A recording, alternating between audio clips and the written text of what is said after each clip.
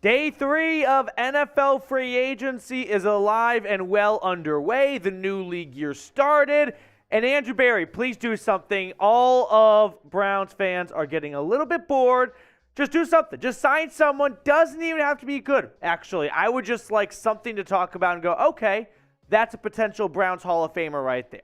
Welcome into the Cleveland Browns Report. Matthew Peterson here with a live free agency show. We're just going to kind of hang out a little bit as news comes out or rumors comes our way. We'll break it down live for you. But in the meantime, we'll talk about free agency, the NFL as a whole, and some free agents still out there that I think the Browns should either be looking at, plus some trade targets, because it feels like if free agency, if the market starts to dry up there and the Browns don't get players they deemed worthy of giving out a contract to, might they look to the trade option or trade market, because they do have a good amount of picks actually to move. Despite the Deshaun Watson trade, they can still make some moves in that department. So we're going to look at some potential trade targets for the Browns. But first things first, while we let everyone click on the notification and join our live show, who do you want the Browns to sign next? Give me a name in the chat right now. I'm going to be giving shout-outs to everyone who's interacting over there. So let me know who you want the Browns to sign next, whether it's a safety or a wide receiver or a safety or a wideout. One of those two sounds great to me right now. Jay Keith said Nicholas Morrow would be a good sneaky move. I agree. I've talked about Morrow before on the show. He's 27. He was on the Bears last year, so if you were associated to the Bears defense, it was fair to assume you were not very good, but he was actually one of the brighter spots on that team. He'd be a nice off-ball linebacker to come off the bench if an injury happens or something like that. Garrett Golden's going with C.J. Gardner-Johnson. Man, I felt like they had a good chance to maybe get him after seeing Jesse Bates only get $16 million. Okay, Gardner-Johnson's not going to get as much, I would think. So if Bates gets $16 million a season, Gardner-Johnson's getting 14, maybe 15 million. Maybe that is in Cleveland's wheelhouse. But once the Eagles moved on from Darius Slay, that felt like that was a move to bring back someone. And I have to imagine that someone would be C.J. Gardner-Johnson. But hey, it's NFL free agency. Crazy stuff happens. Anything is possible. Nothing is really a done deal until ink meets paper. Tim Green, what's up, man? Renfrow would be a good fit. I'd have to agree. Hunter Renfrow would be a fun get for the Browns, right? Reunite Deshaun Watson with his old Clemson wide receiver. He could help in the slot. There could be a good combination right there. Plus, after the Raiders traded away Darren Waller, it did kind of feel like maybe they're doing a complete fire sale. And you can get Hunter Renfrow for a fourth? I mean, Waller went for a third. He's older. He's got some injury history the last 2 seasons. I don't think you're getting more for Hunter Renfrow, though. And his contract's actually pretty friendly. So I think a fourth could get it done for the former Clemson wideout. I'll give some more rapid fire shout-outs here. AFX Apocalypse is already looking to the draft. Let's see. DJ Chark coming in from Brandon Fisher and Cool Epic Gamer. I just don't see DJ Chark happening, right? I just think he's probably going to get around that $10 to $11 million. And similar to what we saw Juju and, Jacoby Myers. So if Chark's getting around that much, I think that's probably a bit too rich for Cleveland for a wide receiver 3, right? That's not really what they want to be giving out for that spot. Mark Stevenson says Renfrow or Jerry Jeudy. We're going to talk about Jerry Jeudy a little bit throughout the show today. He was rumored to be a trade target for the Browns, and then Cleveland's done some homework and has been looking into potentially getting him. But listen, I just don't think the Browns have the ammunition to land Jerry Jeudy. Denver wants a first. Cleveland does not have a first. So unless no other team makes an offer and the Broncos are dying to get rid of Jeudy, which I don't think they are, I just don't see a way Cleveland gets it done. Now, with that, I do want to welcome on producer Nick Roloff. He's one of the best in the biz. Rolly, you have been hunkered down here at Chat Sports all day, hanging out with our Bears host, as Chicago has had a lot to do in free agency.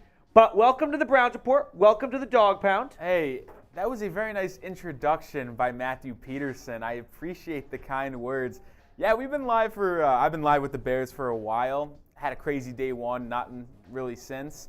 But I wanted to join in, chime in on some Browns news. But I also got a text from our bosses saying that we have to get a 50% like rate today. We only have 30 likes and 140 people watching. We at least have to get to 70. I got to be honest, Browns fans, you're kind of putting up bad numbers right now. Some would call them rookie numbers. Okay. You at least have to get to 70 and get that halfway mark. I think almost every other channel has done it. So you guys not there yet? Disappointed, but I want you to prove me wrong. Yeah, he's giving you a nice pep talk right there. This has been a Chat Sports call to action this week is, hey, can channels stay at 50% of viewership for likes?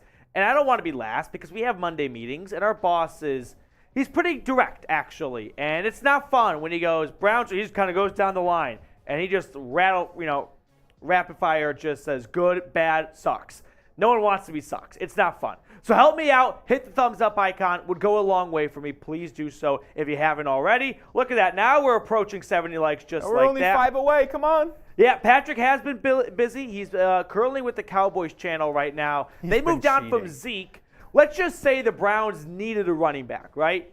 I don't think I'd still want to go pick up Zeke. Nah, Zeke I don't think is any so team washed. should be like, should we get Zeke? But we say washed.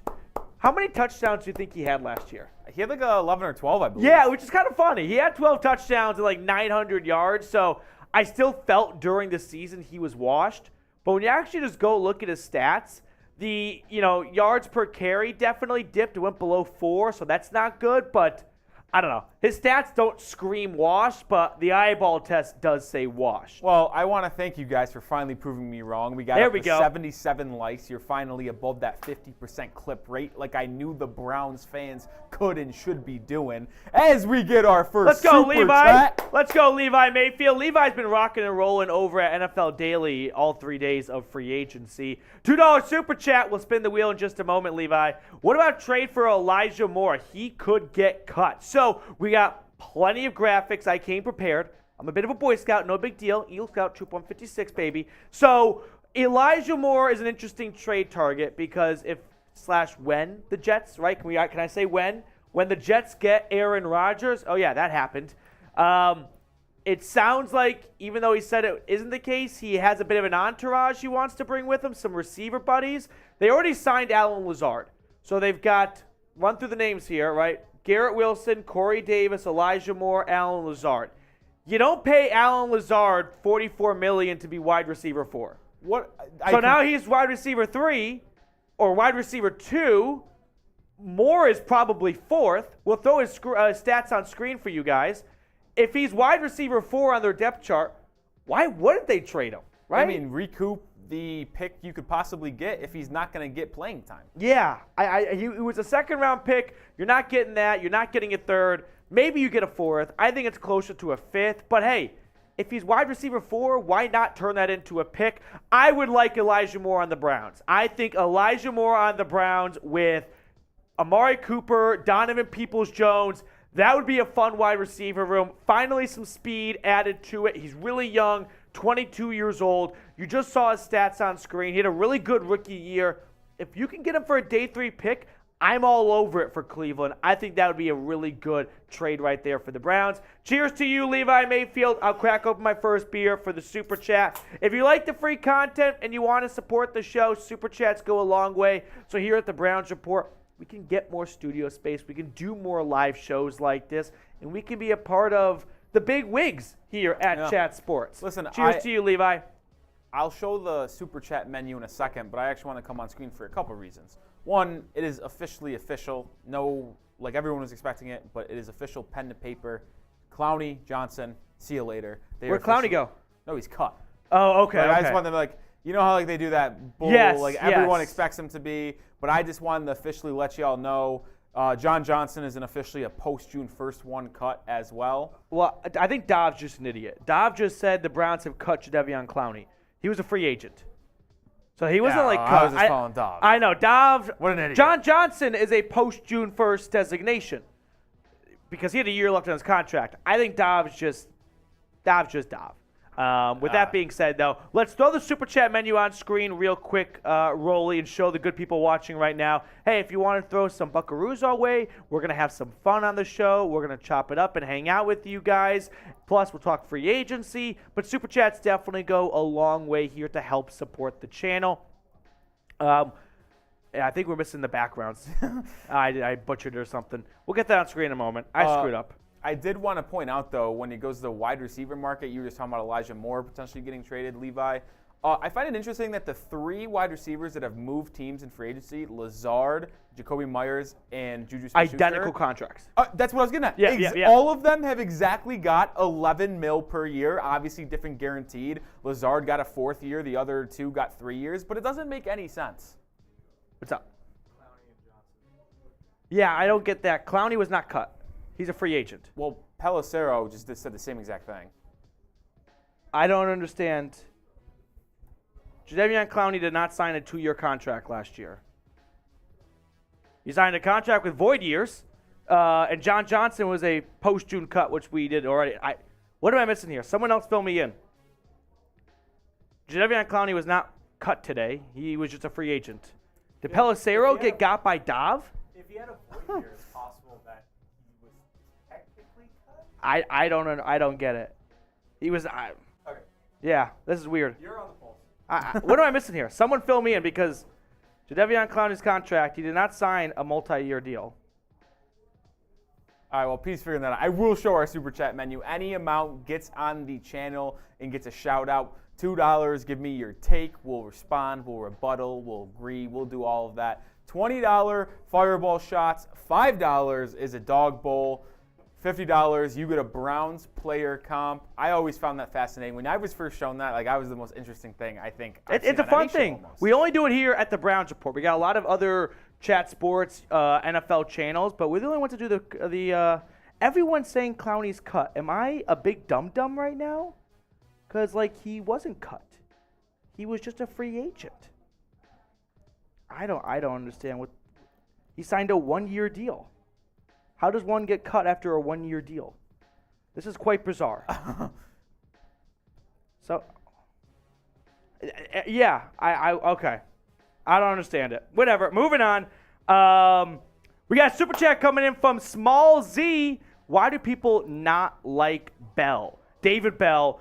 I don't think it's about a dislike. I just think it's the Browns have identified that they are lacking speed in the receiver room. And after 6 games with Deshaun Watson, it was clear in those 6 games, hey, what is missing from this offense? It's speed.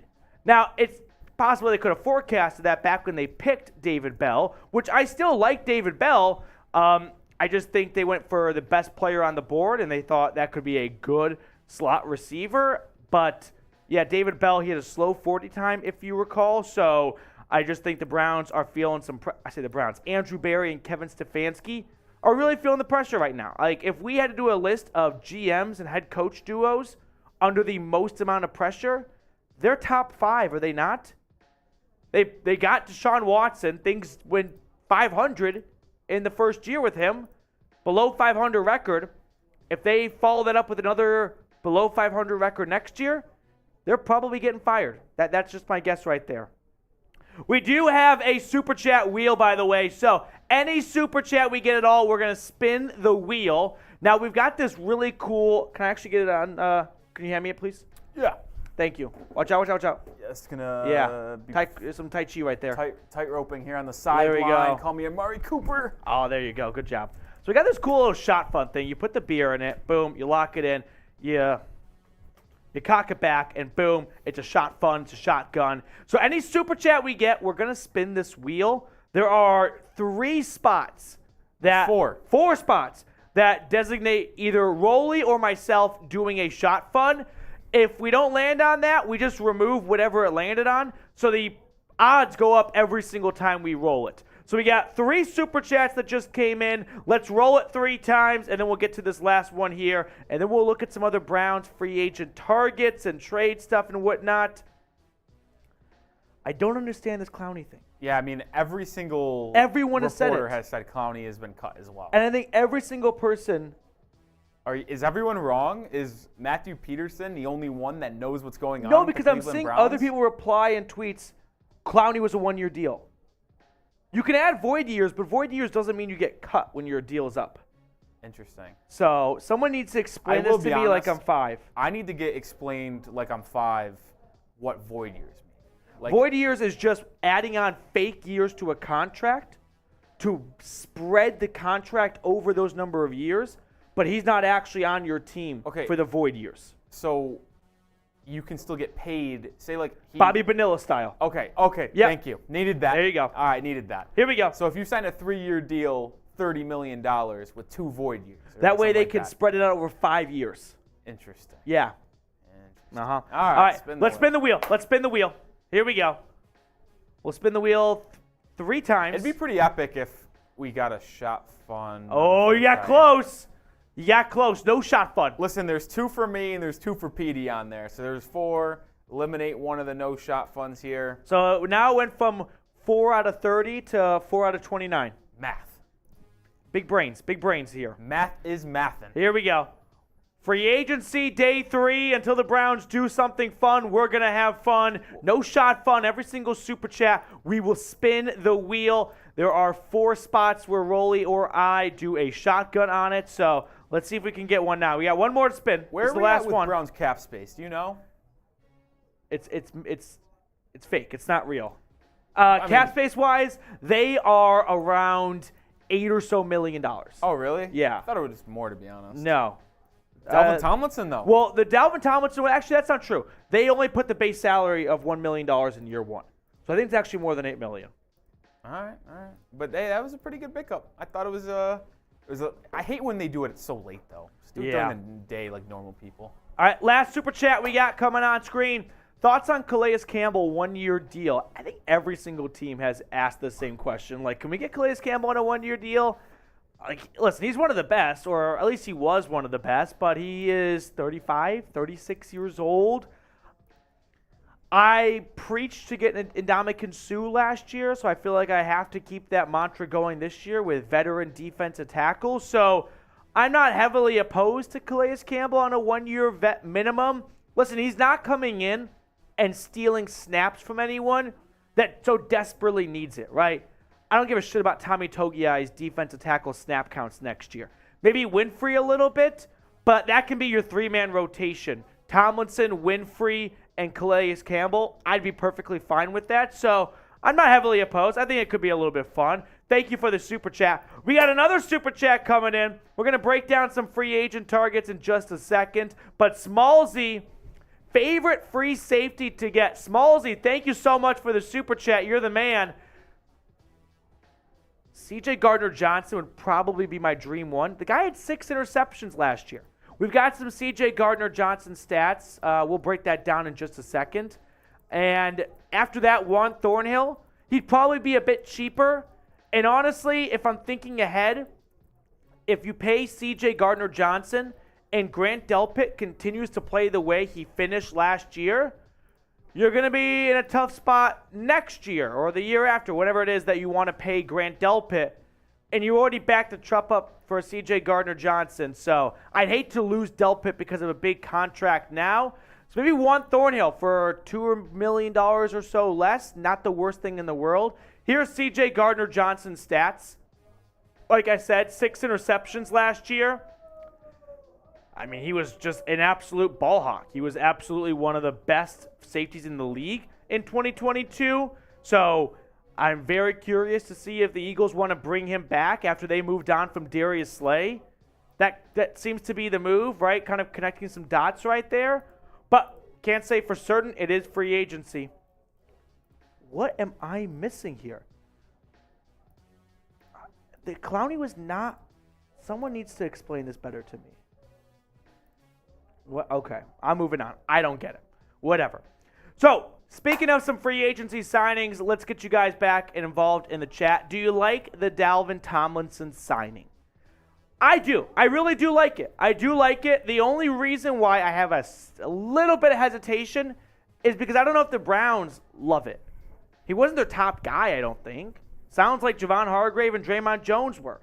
So if he was number 3 on their list, guessing there was some reason for it, right? That's the only reason why I'm not like, this is an absolute home run. Cleveland got their guy. They got a guy in their list. I don't know how far up on it he was. Maybe all the Hargrave and Draymond Jones stuff was just smoke, and they never really were looking at him.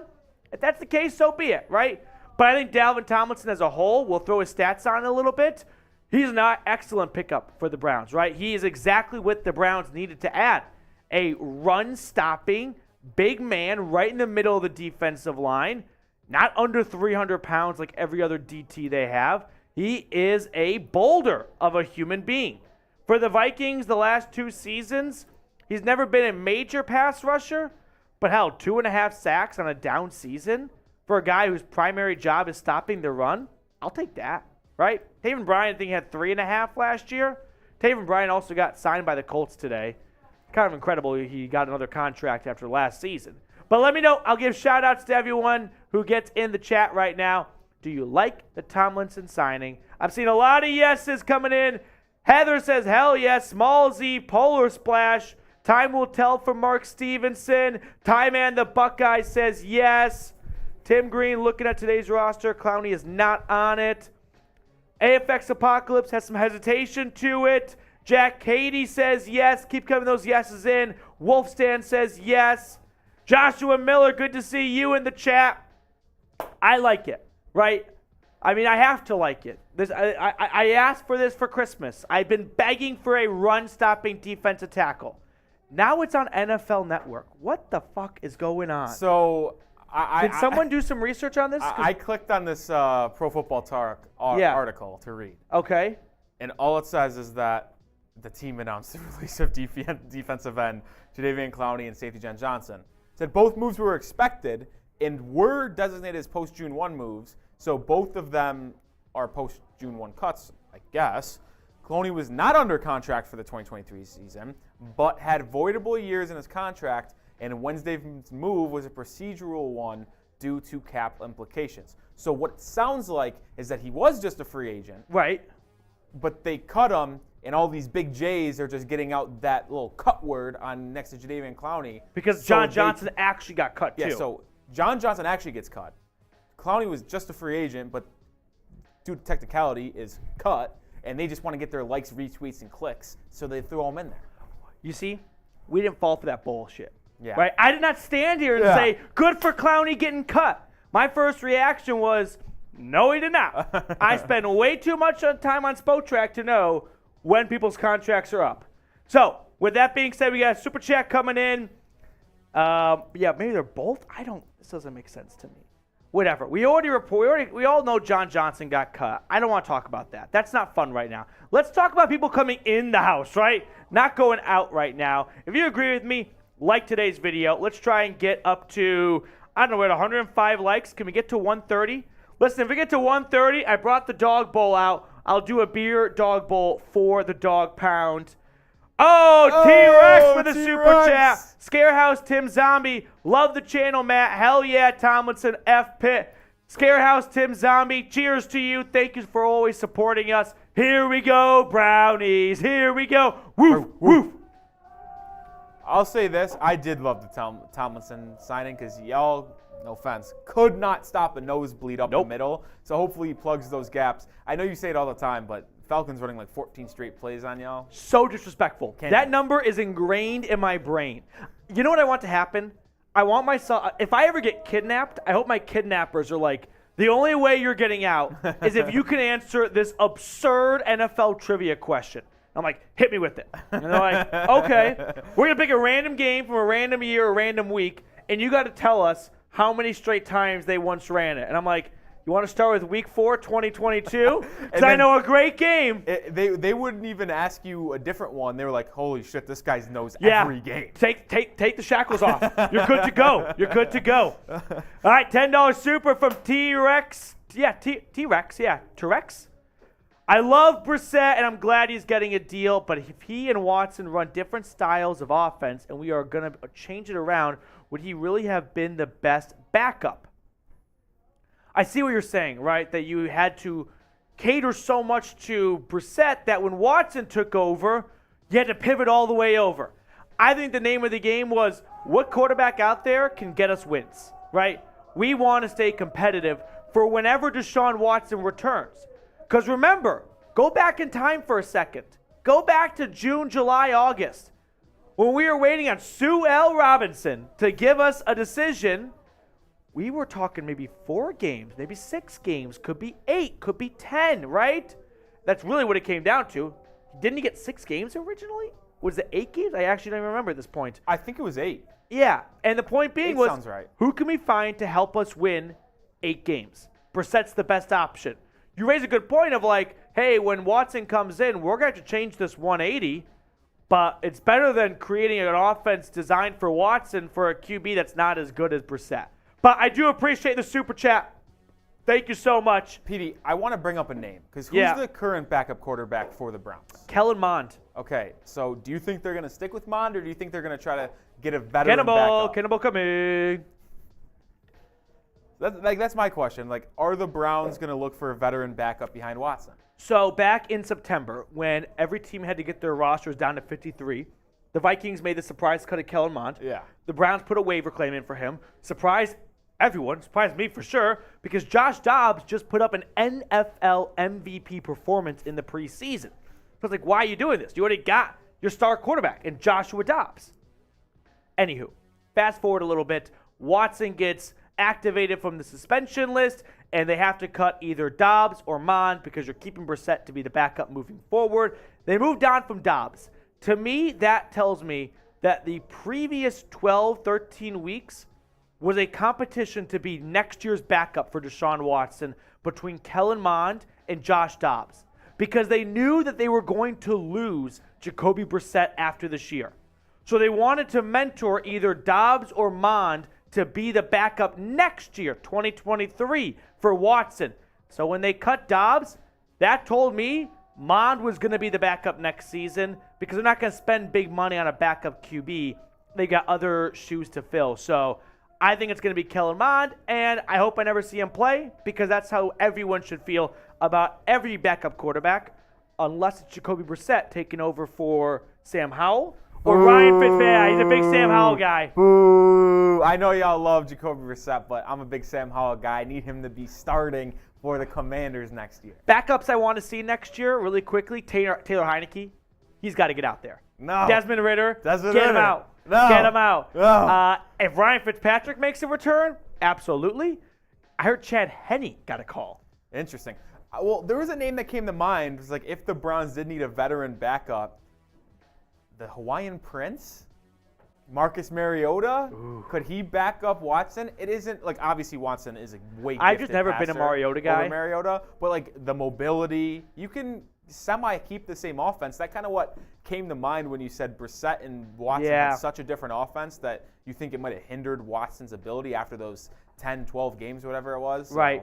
That was just the name that came to mind. All right, well, let's spin the wheel twice right there. And then I want to run through some free agent targets out there. Just kind of brush up on who's still available and who could still be got. So we got 2 wheel spins for those 2 super chats. Let's see if we land on a shot fun between Rolly or myself. Here we go. I hope we get one. I don't want to right now. Right, no shot fun. There we go. None for now. We got one more, though. One more. All right, here it comes. There she blows. Look at it. Oh, keep moving. There we go. Let's go. That's good. Good answer. Good answer. AFX Apocalypse. I am going to ignore Stetson Bennett. What I'm not going to ignore, if I can take 30 seconds to talk about, is Jalen Carter bombing his pro day today. Did you guys see this? He showed up 9 pounds overweight. I think it's intentional. I mean, I just stuffed my fat fucking face with a bunch of canes, but I don't have a pro day today. Oh, my goodness. So what are you doing, dude? He couldn't even finish the drills. He was huffing and puffing, ready to blow a house down. Here's my deep theory. Jalen Carter is intentionally destroying his draft status so that he falls so far, the Browns get him at 42 overall. Deep rumors. And what are we Browns thinking? report. Are we in? It's his lifelong dream to play for Cleveland. I think. Probably not. I mean, Born and raised in Cleveland, Ohio. Is that true? No. Oh, okay. If it was true, No, I it's would have not. bought stock. I'm pretty but sure he's from Georgia. if he's from Georgia, Yeah. maybe he just wants to make sure the Falcons can take him at 8. But Yep. So, yeah, it would be pretty. Okay. Actually, though, I wonder how far Carter could fall to. Like, what if the Bears end up getting him at 9, and they wanted to get him at 1 the whole time? It would be a Bears masterclass. That really would, right? Ryan Poles would walk around next year's like. When do they do the photo shoots with like the GMs, the coaches? That's every year in the owners' meeting. Yeah. In May. He'd be walking around No, April. just with Before or his nuts after the out, draft? like I'm the man. I just turned around the Chicago Bears. Before the draft, in April in Florida. Yeah, with the Hawaiian shirts. Yeah. Oh, yeah. And you get to see, like, all right, who looks good and who's not so good right now. All right, if you haven't subscribed yet, by the way, please go ahead and do so. I like to think we're the #1 Browns YouTube channel out there. I mean, there's a lot of great spots, but hey, we keep you guys informed and entertained. I think those are 2 great reasons to subscribe if you haven't already. So hit that sub button. We got live shows coming your way. We've got daily videos, lots of good stuff being chopped up here on the Cleveland Browns Report. Rolly, let's roll through some free agent targets out there, and let's just kind of talk about it, get you guys involved in the show, give some shout-outs throughout the chat I see. All right, so, the picture not pull? Yeah, okay. I noticed that, yeah. All right, whatever. Here we go. D-Hop coming in. Jake, Donald Parham rumors. Yeah, I was actually going to bring that up. I saw Brad Stainbrook tweet about the Browns having some interest in him. And this is weird. What's going on with our computer today? Okay. Anywho. That's weird. Oh, okay. Yeah. Oh, damn it, Tex. God. Okay. Get back and compose yourself, Matthew. Yeah. So, with that being said, where was I? Oh, yeah, Donald Parham. So, he's a big red zone tight end target. I could see the Browns looking to add another tight end. I mean, Njoku is probably going to be in line for a huge year with Deshaun Watson. Can we go back to a time before Njoku's ankle injury where he was on track for 1,000 yards? I mean, that was awesome. Unfortunately, the injury really shot any chance of that happening. But if they want to add some depth behind it, yeah, Donald Parham could be a pickup for them. He's got some concussions issues in his career, so that's a bit of a red flag, a bit of a concern, but we'll keep an eye on that one for you. Cool Guy Called Zone, what do you think about the Chubb rumors? There's no real validity to it, I don't think. Nick Chubb's not getting traded. I think if he were to have been traded, it would have happened already, right? He's going to come over with about $12 million on the books. Like, if a team wanted Chubb, they would have done that early in free agency. Now a lot of money is starting to dry up. With each signing that happens, teams start to lose money they can spend on other players, so I don't see a way it happens. Let's run through some free agent targets, kind of just knock them out one by one here on the show with you guys, as we are all on free agent watch right now, begging Andrew Berry to do something because you don't want to be the team that does nothing. Even if that is maybe the smart move, it's not fun, right? Do something. I'd rather do something that's bad. Is this news? Well, that's not true, but still, it's more fun. Is this news that you guys already knew? Is like, I don't know how you say his name. Who? Hjalte Froholt.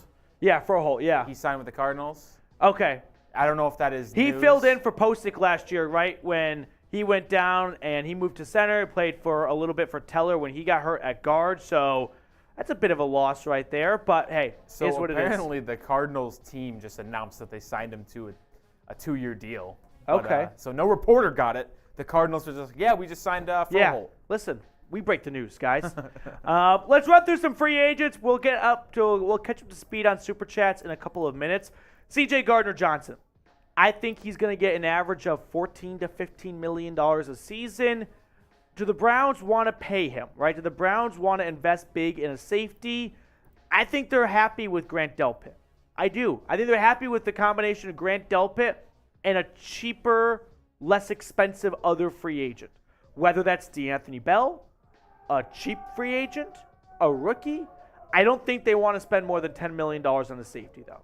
I just think with the money they've given out at other spots, I know Andrew Berry is a cap wizard, but at some point you do have to pay the piper. And if you just start giving out all these contracts, it feels like it might catch up to you at the end. So I just don't see them being able to match other competitive offers that Gardner Johnson's going to get in free agency.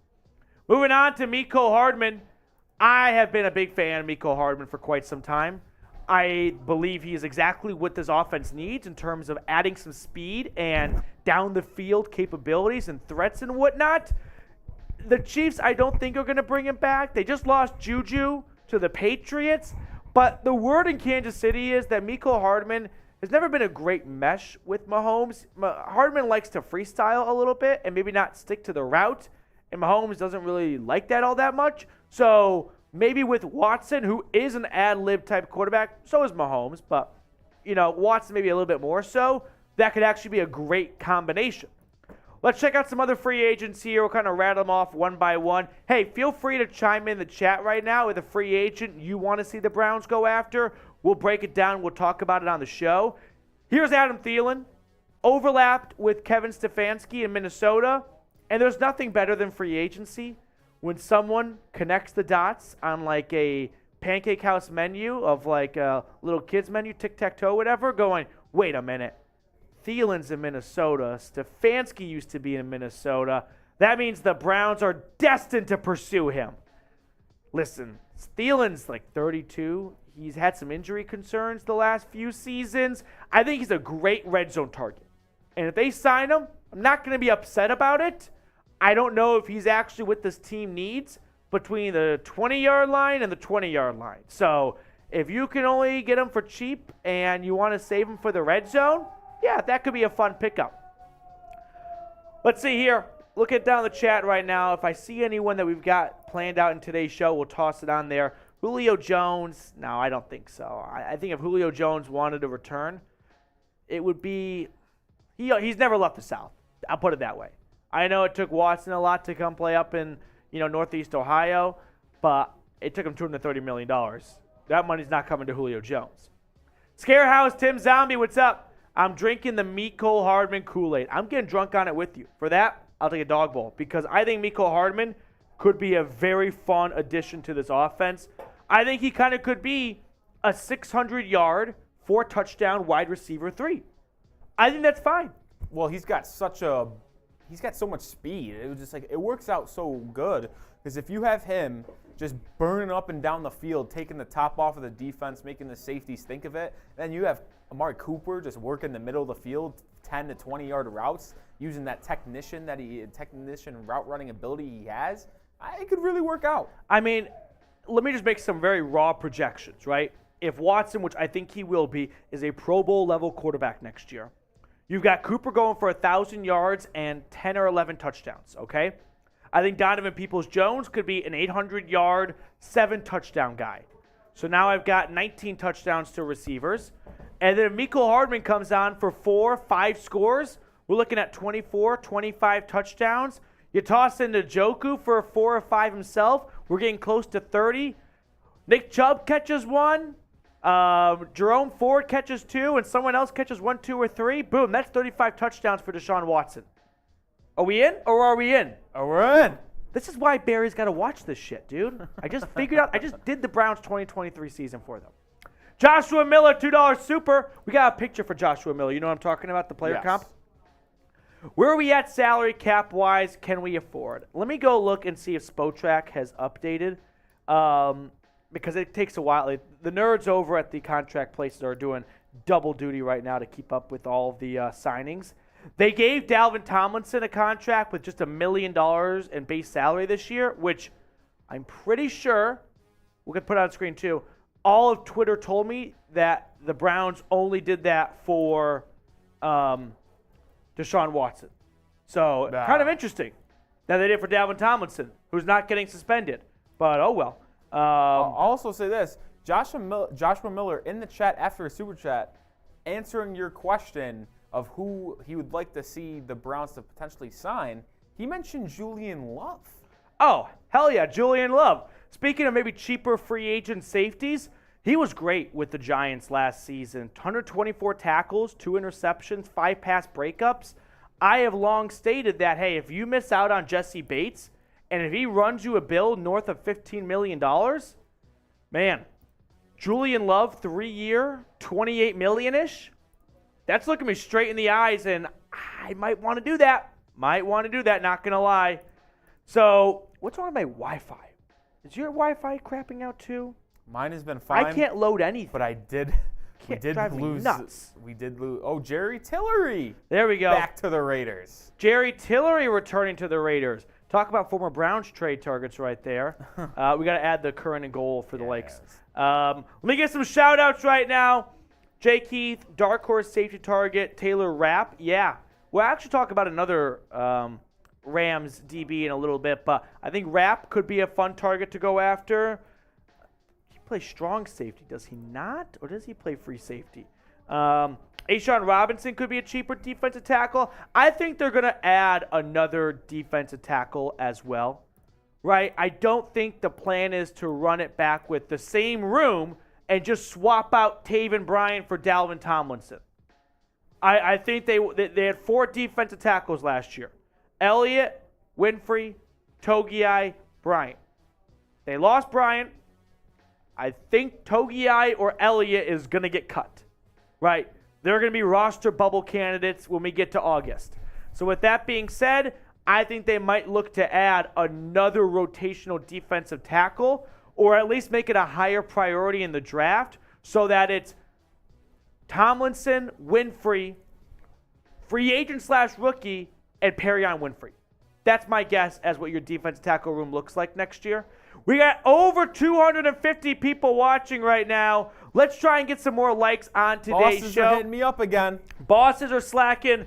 Nick Roloff, we don't want that to happen, so please help us both out. No one likes to get those messages from your boss, so if you know what we're talking about, if you got a similar situation at your place of work, do us a solid, hit the thumbs up icon. It boosts our signal to more Browns fans out there. Would definitely be greatly appreciated here. We also have breaking news. We do? I wouldn't know. I can't load shit. 6-time Pro Bowl defensive tackle Fletcher Cox is signing a 1-year deal with the Philadelphia Eagles for $10 million. He was on my... Okay, if it costs $10 million... According to Adam Schefter, Eagles get a hometown discount because he turned down more lucrative offers elsewhere. Could that have been the Browns? If the Browns got a second-place trophy another time, I'm going to lose my bananas. I'm sorry for teasing you a little bit there, PD. But I figure for that reaction, it wasn't going to be the Browns. Yeah, I was going to say, if the Browns did sign someone, I would probably scream, the Browns signed blank. But okay, I'm reading about Pelissero. yeah, I was going to say, Jadeveon Clowney would have had $41 million of future base salaries become fully guaranteed if he was on the roster Friday. It was always structured as a 1-year deal, and now the 5th offseason in a row, Clowney's on the market. Okay. I guess that's just weird. I guess it wasn't officially a 1-year deal, but PD just knows so much ball. Yeah. That it was always a 1-year deal. It was never going to be more that never bought into that. We are one like away from 150. Let's go. We need just one more. Come on. One more. There it is. Shout out to whoever did it. We needed to get to the even number. Come on. Did the Browns sign someone, or is AFX Apocalypse screwing with me? No, he's probably Sheldon Day. I don't see anything. That is not nice, AFX Apocalypse. Don't try and get me. I got earlier today. I don't want to bring it back. No. We got some super chats to catch up on here. $5 from Rick. Rick Atkins. Let's go, Rick. That's a dog bowl indeed. How about Juan Thornhill at safety? We can throw Juan Thornhill. Do we have something for him? Let's give it a look. I think we might. Cheers, Rick. We do not. Damn, I totally meant to. I would like Juan Thornhill. I think Juan Thornhill, again, I would like any safety less than $10 million a season. I just don't want to overpay at safety and then lose Grant Delpit, who is going to be a free agent after this upcoming season, right? This was year 2. He's got 2 more years. Silly me. So maybe you could then, because after 2 years, you could probably get out of the other safety's contract, or, well, the cap hit's definitely going to be backloaded, so that would be a little bit tough. But I think if you can get Juan Thornhill, Julian Love, really any of these guys for less than $10 million a season, which might be a bit lofty, but hey, as money starts to dry up, you could get a nice deal. Yeah, I'm not opposed at all. Thank you, Rick. Problem solving with JD. I saw somebody mention Josh Gordon and OBJ coming back to the land. Maybe they'll call Manziel to be a backup. All jokes. I have lived for the jokes of Jordy Nelson, Donald Driver, Ryan Grant going to the Jets with Aaron Rodgers. I also kind of laughed today. I saw on Twitter, I think it was Chops who said it. It was like the Ravens were looking at Baker Mayfield and Jacoby Brissett if they lose Lamar. They just want to have the I Browns was like, quarterbacks. can we offer you Johnny Manziel in exchange for a first? Do we have a deal? We'll toss you Brian Hoyer. No questions asked. So that'd be fun. Problem solving with JD. Thank you so much for the super chat. Really appreciate that. We will spin the wheel 2 times. Jesse Bates signed with the Falcons. That's Rolly's Falcons. That's my Falcons. Okay, here we go. So let's spin the wheel here. I'm a little bit nervous. Oh, it's going to be close, Rolly. I think it's going to get me. It is going to get me. Oh, just got him. Rolly's doing a shot fun. Let's go. It's All right. nice. Spin it one more time. Who knows? It might get me, and we'll do a shot fun race. We also do have a $2 super chat from Joshua Miller. There we go. So we will Spin it one more time. spin it that. Spin it one more time. Spin it one more time for Joshua Miller's super chat. Let's see. Am I going to have to do a shot fun too? Where am I? Oh, no. I'm in the clear. All right. I'm in the clear. Let's go. We'll show Joshua Miller's super chat, and then I'll hop up on the big screen and do a shot fun race for you. Yeah, I'd go get a colder beer. That one's probably fine. Okay. I brought that one in. It was ice cold when I brought it in a little bit ago. Probably should be fine. Joshua Miller says, Dalvin Tomlinson signing take Buckner trade off the table. This is a great question. This is a very good question, Josh. I don't know if it definitively does. It definitely doesn't help, though, right? I mean, if they didn't sign Tomlinson, I'd be a lot more in belief of they could get someone like DeForest Buckner. How fun it would be, though, to have Obo, Dalvin Tomlinson, DeForest Buckner, and Myles Garrett on your defensive line. If DeForest Buckner, if his trade value starts to go down a little bit, I saw Stephon Gilmore get dealt for a 5th. If you can get Buckner, which I thought would be a 2nd, but maybe it's a 4th, actually. Maybe Andrew Berry does think about really going all chips into the middle of the table and go, screw it. Let's go win a Super Bowl this year and potentially somewhat mortgage the future a little bit and try and be the Rams, so to speak. So it worked out for them.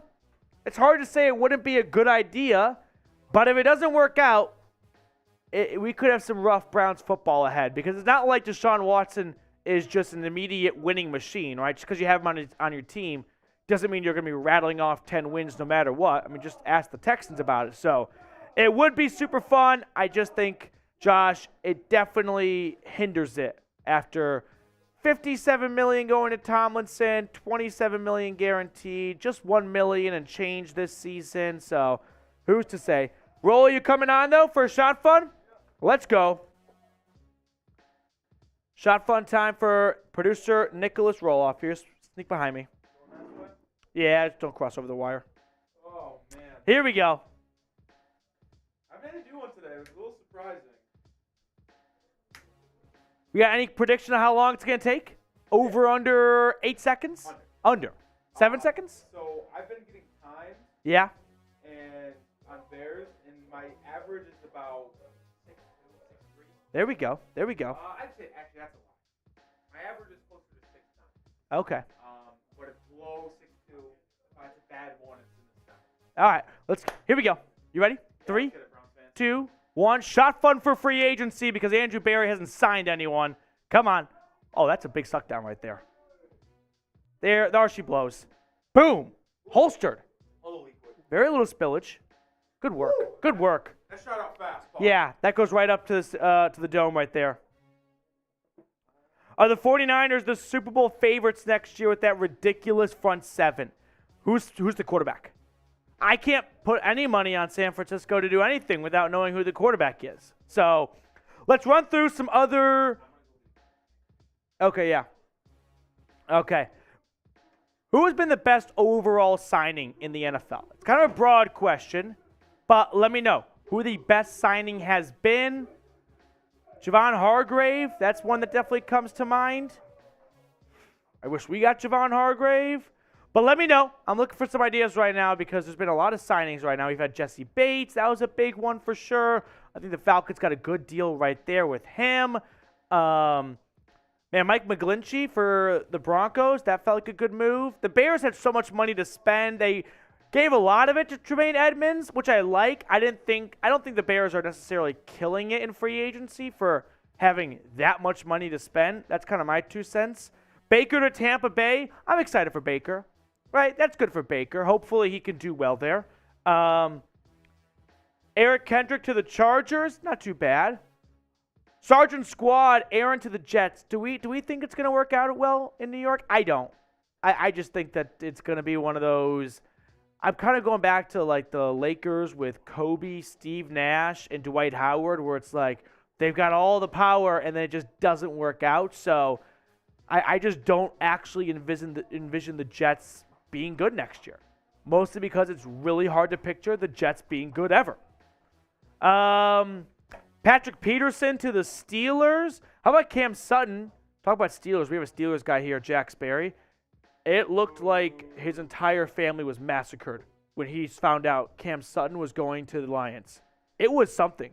I thought he was going to cry at his desk. I was like, dude, this is CB2 we're talking right now. Like, I know it sucks, but hey, it's not that deep. You got Kenny Pickett. I've heard for a long time Kenny Pickett's him. Bates to Atlanta, putting together a sneaky good defense next year. They still need a lot of help when it comes to pass rushing. Them and the Bears were bottom 2, I'm going to go and say, last year in the NFL. So I still think they have a big need right there. But both teams have top 10 picks. They both could find edge rushers in the draft. I like the Cam Sutton deal to Detroit. The Lions need help in the secondary. I thought that was a good pickup right there. The Falcons are like the worst pass rushing team, like sacks. Ever. In like the past 3 years, I think they're the lowest by at least 30 sacks. They get maybe a sack and a half a game. I think as a team on a season, I think they finished with 21 25, sacks this year. I was gonna say the 22. year prior was like 22, and the year before that was like 24. So they have under 70 sacks in the past 3 seasons. I'm pretty sure the Eagles might have got that this season. I like Josh's idea. I think David Montgomery to the Lions. We always talk about it's like, every single sports fan says you never overpay running back, right? We're all in the same boat right now. You don't overpay a running back. That's not a unique take to have anymore. But at the same time, I don't know. If they're going to touch the football 200 plus times a season, maybe it's worth paying a running back $6 million. I think we're overcorrecting now on the don't pay a running back. You can find a good one in the draft. Can you for sure always? Because I don't think it's as high as a hit rate as we always think it might be. So, yeah, you have Isaiah Pacheco's in round 7, but go look at other drafts. There are a lot of running backs picked, and you're like, never heard of him. So, for the Lions to get a good running back for $6 million a season, I think that's a good investment for someone who's going to touch the football 200 times. So, I don't have much issues with paying running backs, not 15 to 20 million, kind of like McCaffrey with the Niners, but $6 million, it's not so shabby. Let's run through some other free agent targets here. Paris Campbell, this has been a popular one, of course, from Ohio, went to Ohio State. He had a really good season last year on a really bad Colts offense, but I can't forget what he did before that, right? The scars are just too real to think he's going to maybe, be that forever. Might have been just an outlier. Matthew Ioannidis from the Panthers. He was like a trade target for Cleveland last season. 5 tackles for loss, a sack a season ago. He could be a cheap plug-in Taven Bryant type addition. So that's stuff we want to keep an eye on. Other safety to look at here, Adrian Amos from the Packers. He was with the Bears for quite some time. He was good there in Chicago. He was great up north in Green Bay. I wonder if he'd be open to coming to Cleveland on a cheaper 1-year, maybe 2-year contract. Hey, what about this next guy? Anthony Walker. So, with the re-signing of Takitaki, what does that mean for the rest of the linebacker room? The linebacker room is currently made up of Jacob Phillips, Tony Fields, JOK, and Anthony Phillips, Fields, JOK, Takitaki. Those 4 guys. You roll with 5. You want to run it back with the identical room you had last season? Or was it one or the other between Takitaki and Walker? That's sort of my question here. This next guy I think is interesting. What about Troy Hill? Remember when the Browns traded him to the Rams during the draft last year for a 5th-round pick? Well, Greg Newsome in the slot didn't really work out. Are we open to a reunion? Bring back Troy Hill? Move all the DBs back to their prime spots? And get Troy Hill in the 5th, right? Kind of like an Aroldis Chapman kind of deal? So, Aroldis Chapman. I'm just saying, am I that crazy for suggesting it? I don't know. I think it could be a kind of fun mix right there. Let's hit the super chat real quick from Rick Atkins. With Takitaki and Pocic back, who else do we try to retain? I think the number 1 guy would be Anthony Walker. It's not going to be Greedy Williams. You lost Froholt. I don't think it's anyone on the offensive line. So you're not bringing back Hubbard, I don't envision. So with that being said, no Kareem Hunt, no Brissett. Yeah, I think the only real candidate to come back of the free agents would be Anthony Walker. Maybe there's practice squad guys, but I'm not including them right now. I'm talking real contenders. So Deion Jones, maybe. Deion Jones actually played pretty well, I thought, last season after a slow couple of games. But when he got traded, he agreed to cut off the last year of his deal. Sounded like he kind of wanted to just be in Cleveland for the minimum amount of time and go back to free agency and sign elsewhere.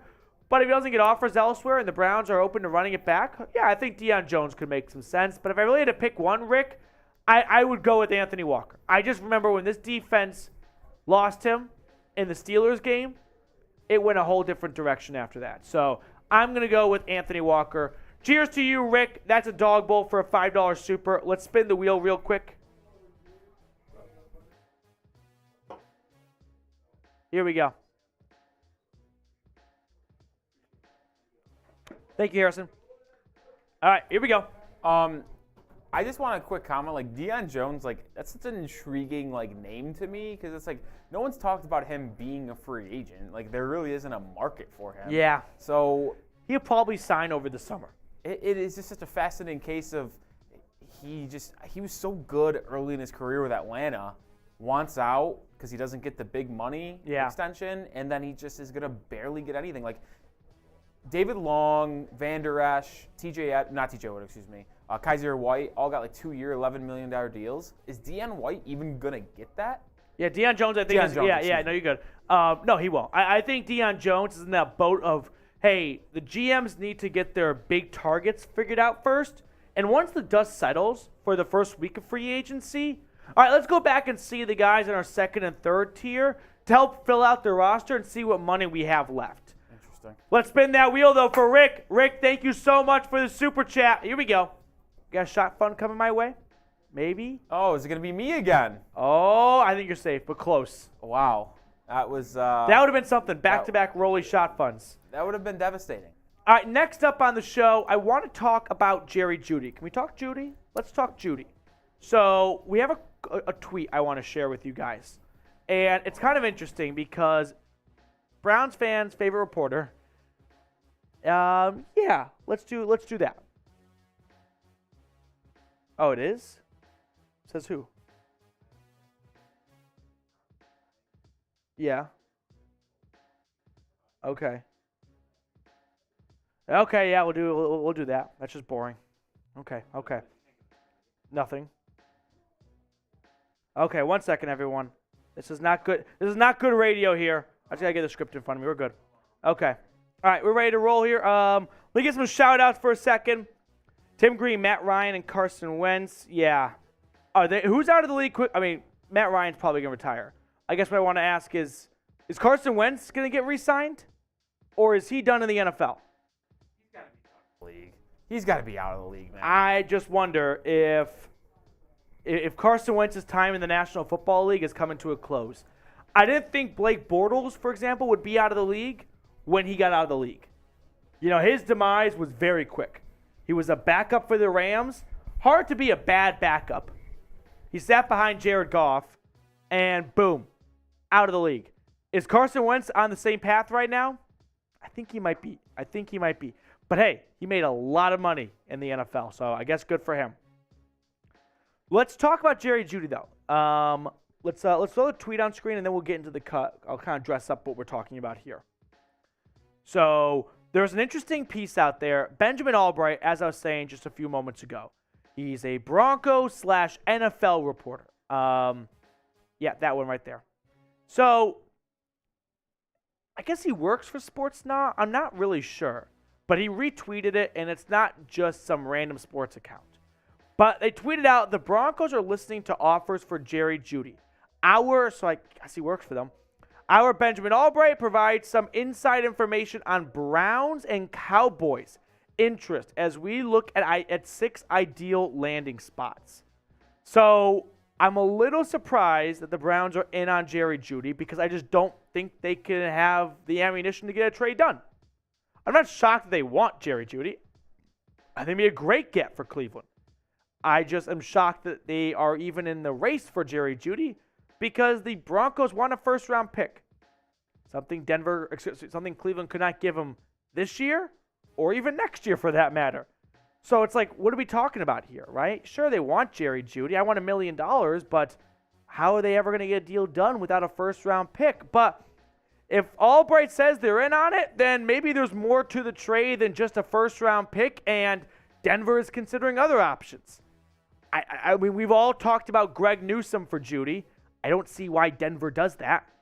They're not a CB2 away from being all that great in Denver. They'd rather hold on to Jeudy, I would imagine, right?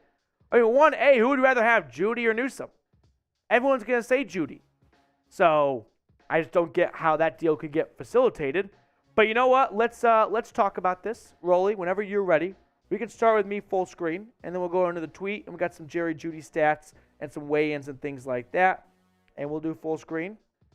We'll go from there. Okay. We ready, guys? Let's break down. I still wanted to answer. Who was it? Oops. All right, Browns cap space right now, it keeps changing. $19 million. So they can still make some moves. No doubt about it. All right. Rolly, I'm ready whenever you are. All right, here we go. Let's talk about Jerry Jeudy potentially going to the Browns.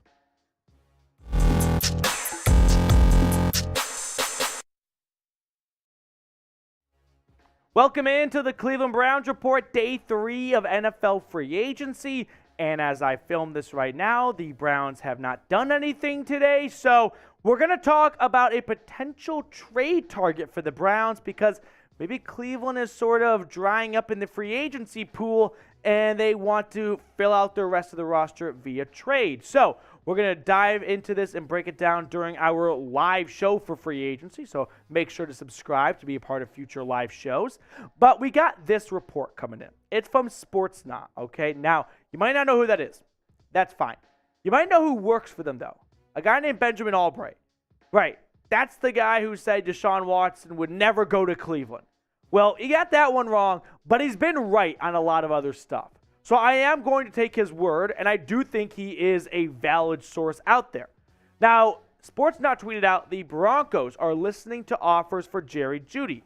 Our Benjamin Albright provides some inside information on Browns and Cowboys interest as we look at 6 ideal landing spots.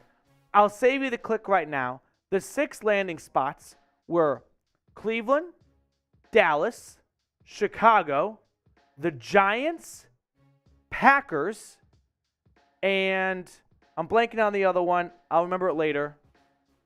No, it wasn't the Patriots.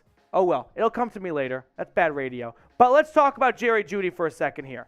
Because Jerry Jeudy, when you look at his stats, I mean, if you're using a blind resume right there, I don't think you would look at that and go, wow, that's someone who you go for a first-round pick for. But he ended the year on a really high note. He definitely showed why he can be a Baltimore Ravens. That's the other team. Just hit me. That's the 16, the Ravens. Back to Jeudy, though. So 972 yards and 6 touchdowns. I just want to get this out in the open right now. How are the Browns going to trade for Jerry Jeudy? Denver wants a first-round pick for him. Like, we can look at the stats and we can really break down who Jerry Jeudy is as a player, but let's address the biggest hurdle, in my opinion. What does Cleveland have to offer that is better than the other 5 teams, right? They don't have a first-round pick to give. So if Denver really wants to move on from Jeudy because Sean Payton doesn't think he's a good fit for his offense, okay, I can buy that, right? I can follow that train of thought.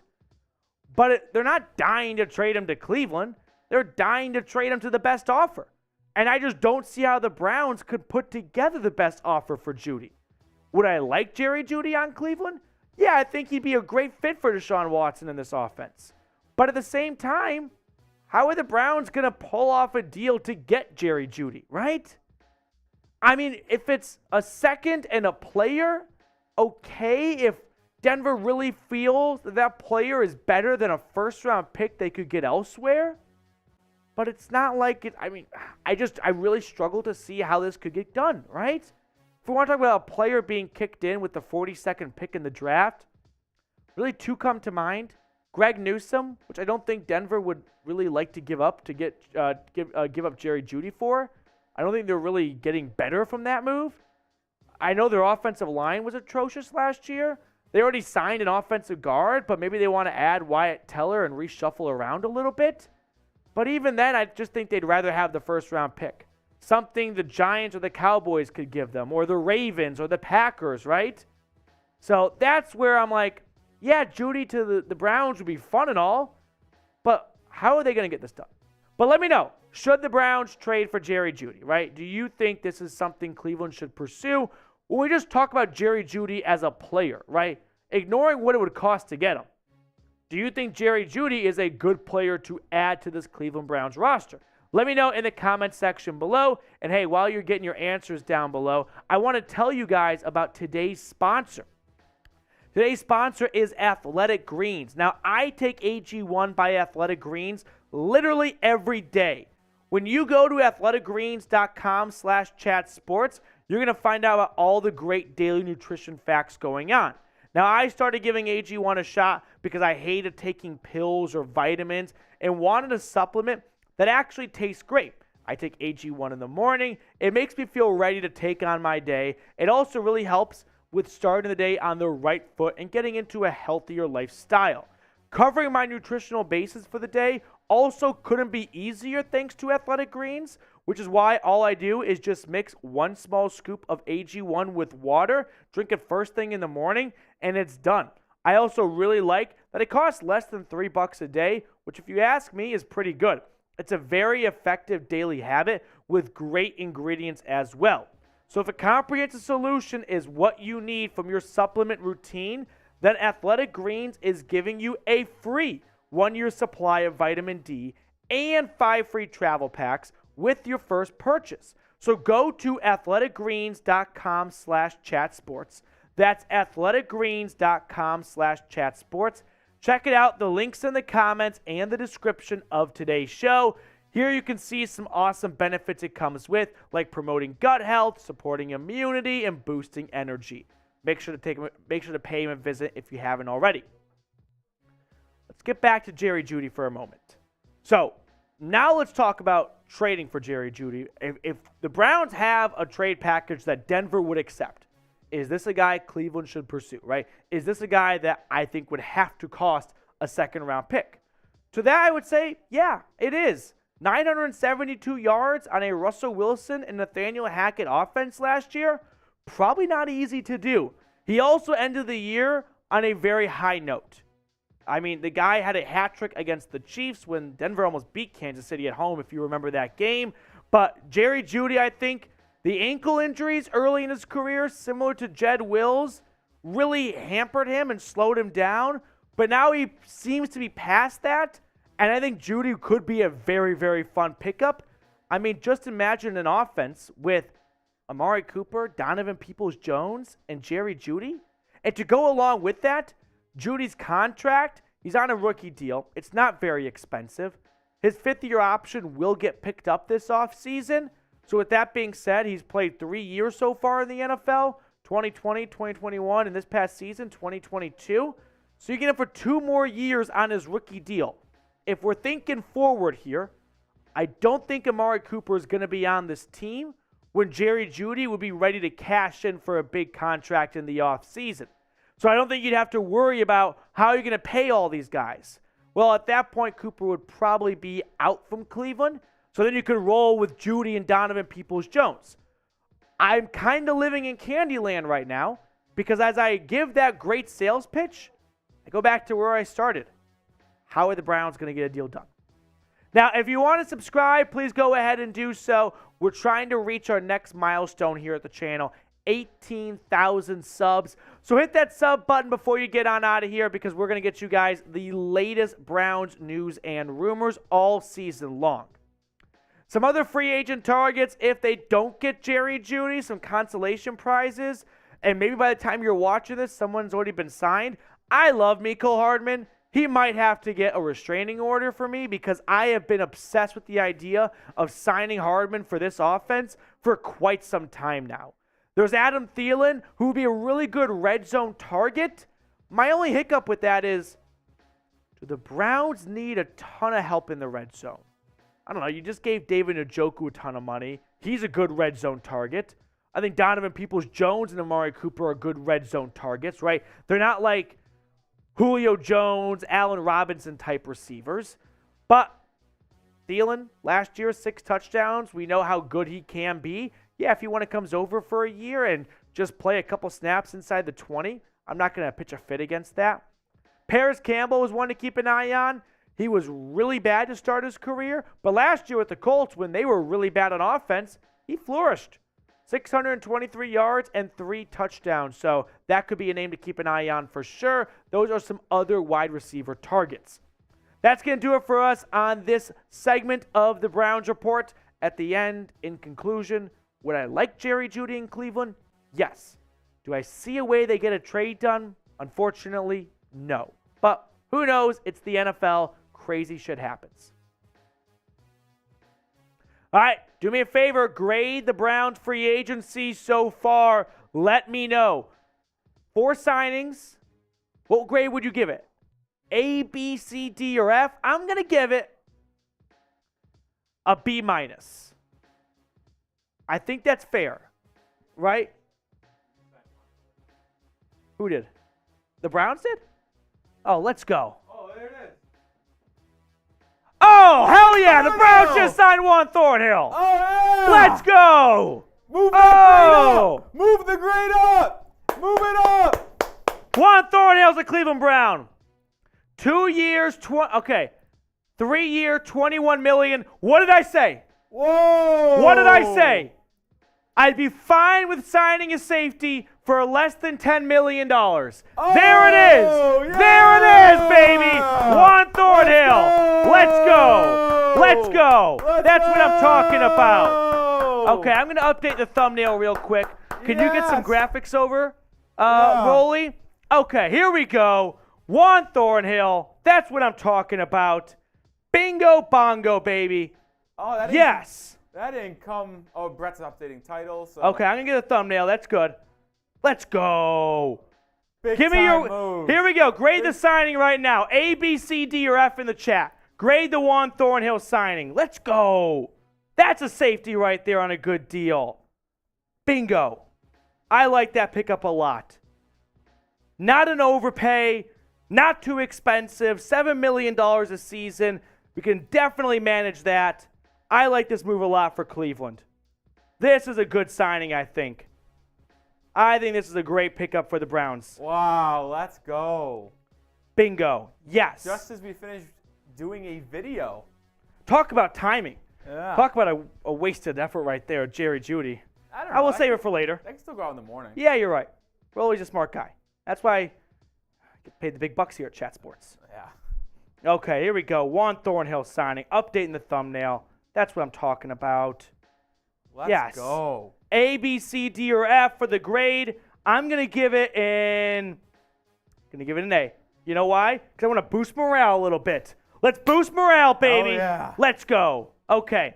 We're going to get some stats on screen so you guys can get familiar with the new starting free safety of the Cleveland Browns. Do you have anything? No, I think you just got to look in either the NFL Master or in Chiefs. I'll start. Okay. Updating the thumbnail. Juan Thornhill signs. Let's go. Yes. I like this move a lot. I know I keep repeating myself right now, but I'm not very good at multitasking. I'm trying to update this thumbnail, and then I'm going to give you guys my undevoted attention. Undivided? Undivided. Why did I say devoted? I'm devoted to the Cleveland Browns report. That's the issue right now. I got no attention going elsewhere. All right. Let's go. Decompress for a second. That's Juan huge. Thornhill to the Cleveland Browns. This is great. This is awesome. Huge. I think it's a very good addition to this defense. If you watched him in the Super Bowl, you probably thought, I would like to see him by the lake next fall, and boom, that is done. Juan Thornhill comes over. He's been on the Browns' radar. He's definitely been a free agent target of ours. I think this is a very, very good move by the Browns. Contract-wise, 3 years, $21 million, 14 guaranteed. To me, that's a 2-year, $14 million contract, right? I don't know if he's going to do a base salary of $1 million. Probably not for how cheap it is. I'm talking about Andrew Berry, but you can get out of it if you want to pay Grant Delpit when you get to that point. But let's not focus on that, Matthew. Let's focus on this Browns defense right now. That's added Dalvin Tomlinson and Juan Thornhill. Go back to last year. What two position groups drove us nuts? The lack of communication in the safety room and the inability to stop anything on the defensive line. Andrew Berry has checked both of those boxes before we even get to the draft, right? Usually you complement the two. It's whatever you don't do in free agency, you do in the draft. Now in the draft, the Browns are in a great spot. Sure, not a first-round pick, but they can go BPA mode, baby. They can get best player available. They can just seek talent. They can look to add depth in spots. That way when contracts start getting up and expiring soon, they got the next guy ready to step up. Let's go.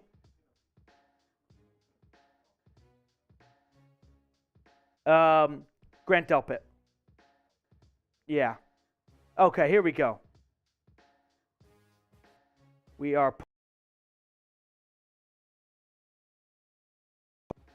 really appreciate some support. All right, here we go. If you're excited about the Juan Thornhill signing, like the video. Let's go. We're at 190 likes. I definitely owe one for getting to 130. I forgot all about that. But can we get to 200 likes? 200 likes, we'll do another dog bowl, and then we're going to break down this move. Rick Atkins saying he called it. Rick, let's go. That's the best feeling. Big dick in the locker room. I knew that. Who do you think you are? I am. Okay, here we go. Giving some shout-outs right now. Charles B. Grade. Grade the signing right now. Browns going to the playoffs, Crone. You better believe it right now. You better believe it. It's in and out. Why is it in and out? Sound is cutting out. Uh-oh. Am I getting got right now? Is that a thing? Am I getting... Okay, now I got cool guy called zone. It's good now. Okay. That was scary. That's a YouTube nightmare right there. I mean, that's literally what keeps me up at night. Why is Texas Southern always in the first four game? How about Texas Southern making the conference tournament as a 14 and 20 or basketball team, and then as an 8 seed in their conference tournament, and then just make March Madness? They always are in it. Okay, anyway, back on track here. We got another super chat. If we want to throw that on the screen real quick, just in between here. Josh, solid signing for Thornhill. Give it an A. I like it. Money fit. Browns are making the biggest upgrades to needed and known problems from last year.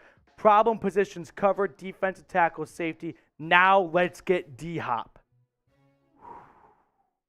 I mean, you are kind of at the point now where you're looking at your 22 starters. I'm comfortable with all 22 starters at this point. Yeah, you can get better in some spots, right? Yeah, we're hoping Perrion Winfrey takes a big leap in year 2. But as a whole, I'm comfortable with this. So now if Cleveland decides, hey, we don't need to make a trade to get a safety or something, right? Or trade for DeForest Buckner or whatever it is. Maybe that's where you start playing with house money. That's when you look at your second-round pick and go, all right, this second-round pick can be one of three things. It can be a bust, it can be an immediate contributor, or it can be a player who needs a year or two to grow. If the Browns decide, hey, we don't want to waste our time with a year or two to grow, we just want to go out and win a Super Bowl this year, and we feel this is the best window we're going to get, wow, DeAndre Hopkins, Brandin Cooks will be looking at you right in the face, right? I think that might be something the Browns take a good hard look at now of, yeah, we could take a second-round pick and hope that guy is a good player, but the draft is a crapshoot, I like to say. So this would be interesting. I like it. All right, here we go. We up to the title? I think so. Yeah. Okay. We're going to break down this move. We got some stats and whatnot and things like that. Okay, we got a list 4 or anything? There's nothing created? Okay, get a list 4 cat. I need, yeah, are you kidding me? Yeah. Let me get some shout outs right now. D-Hop and Deshaun both need to win. They reunite in Cleveland. That could be really fun. There's nothing in the NFL auto for his stats. Oh, before you check, you already checked. No worries. The Browns are now going 13-4. Keep getting those shout outs coming in the chat right now. I'm gonna go Browns. Give me Browns 12 wins next year. 12-5. In honor of the 12-5 upset we've got coming in the next 72 hours. Drake's gonna win, by the way. Free money right there. Yeah, I've got 12-5 for the Browns now. I mean, it's not like that Juan Thornhill really pushes them over the edge, but for adding more wins in terms of that. But Juan Thornhill, I'm very excited about this move. Dog Bowl, we crossed 200 likes. Let's ride. Let's go. We're at $60 in Super Chats pretty much. Can we get to 100? Well, Bronny D's $10 Super Chat's going to help get that done. Let's go. I am excited.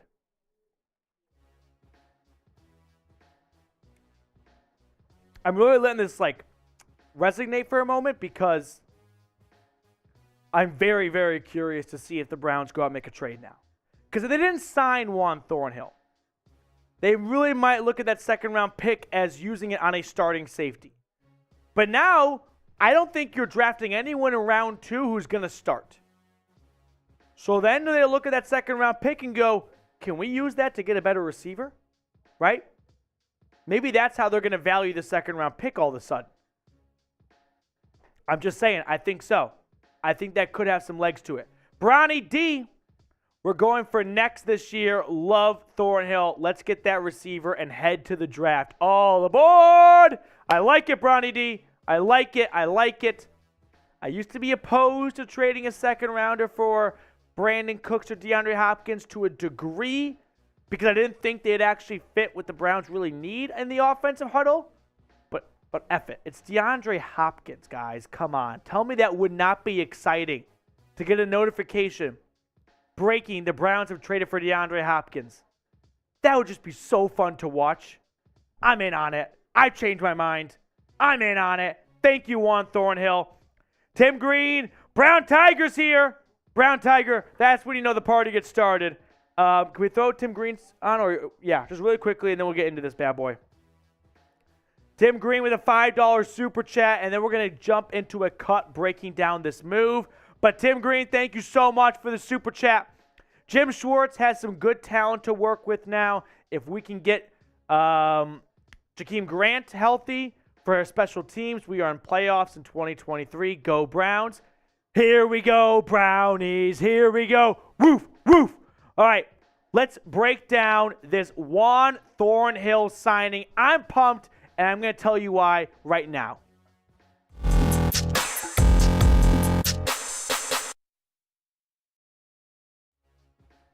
Welcome into the Cleveland Browns Report. This is a channel that has Juan Thornhill on its team, and I'm excited about it. A 3-year, $21 million contract, $14 million guaranteed. I think this is a very good signing for the Browns for a handful of reasons. One, you needed a safety. You moved on from John Johnson. You needed to add a safety. Did you want to do that in the draft or free agency? Well, doing it in free agency does open up some windows of opportunity for that 42nd draft pick to maybe get dealt to get someone like DeAndre Hopkins. I'm just saying. But the other thing is, I like this deal a lot for just the value. 3-year, $21 million. That's $7 million a season. 14 guaranteed. I look at it as a 2-year, $14 million contract pretty much. I was just live on our show for the last hour or so saying I'm all for getting a Juan Thornhill or Julian Love.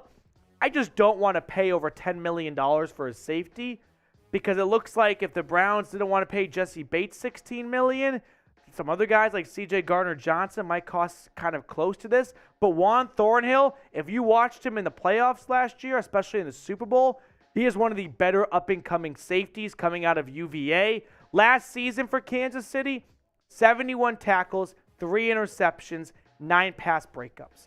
They're not signing necessarily a Pro Bowl safety, but they are signing someone that I think is going to make this defense better. And speaking of this defense, Jim Schwartz, what does he really need to be successful? Not so much about corners or linebackers. It's more about the defensive line and the safety position, the start and the end of the defense. And what are the 2 biggest signings made by the Browns so far? Dalvin Tomlinson and Juan Thornhill. They are buying in on Jim Schwartz and giving him pieces to be successful. I'm a big fan of this signing. I think it's a great pickup for Cleveland. Plus, let's be honest, it's always fun when the Browns sign someone.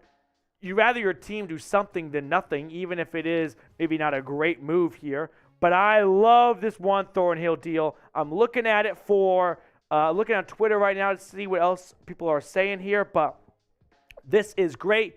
The other thing I wanted to bring up and talk about is Juan Thornhill coming over in free agency. I'm looking at the Browns' 22 starters in my head.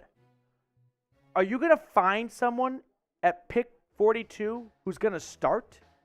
Probably not, right? Maybe a defensive tackle alongside Dalvin Tomlinson. I think you're set at linebacker. Maybe Tony Fields. That could be a spot right there. The point I'm trying to make here is if you don't think you're going to find a starter in round 2 and you view this year as your best championship window before Nick Chubb starts to get up in age, with Amari Cooper kind of coming towards the end of his career a little bit, maybe you trade pick 42 now that you signed Juan Thornhill and Dalvin Tomlinson and you don't desperately need one of those starters for a guy like Brandin Cooks or DeAndre Hopkins or all the Jerry Jeudy rumors out there. I think that might be in play for Cleveland moving forward.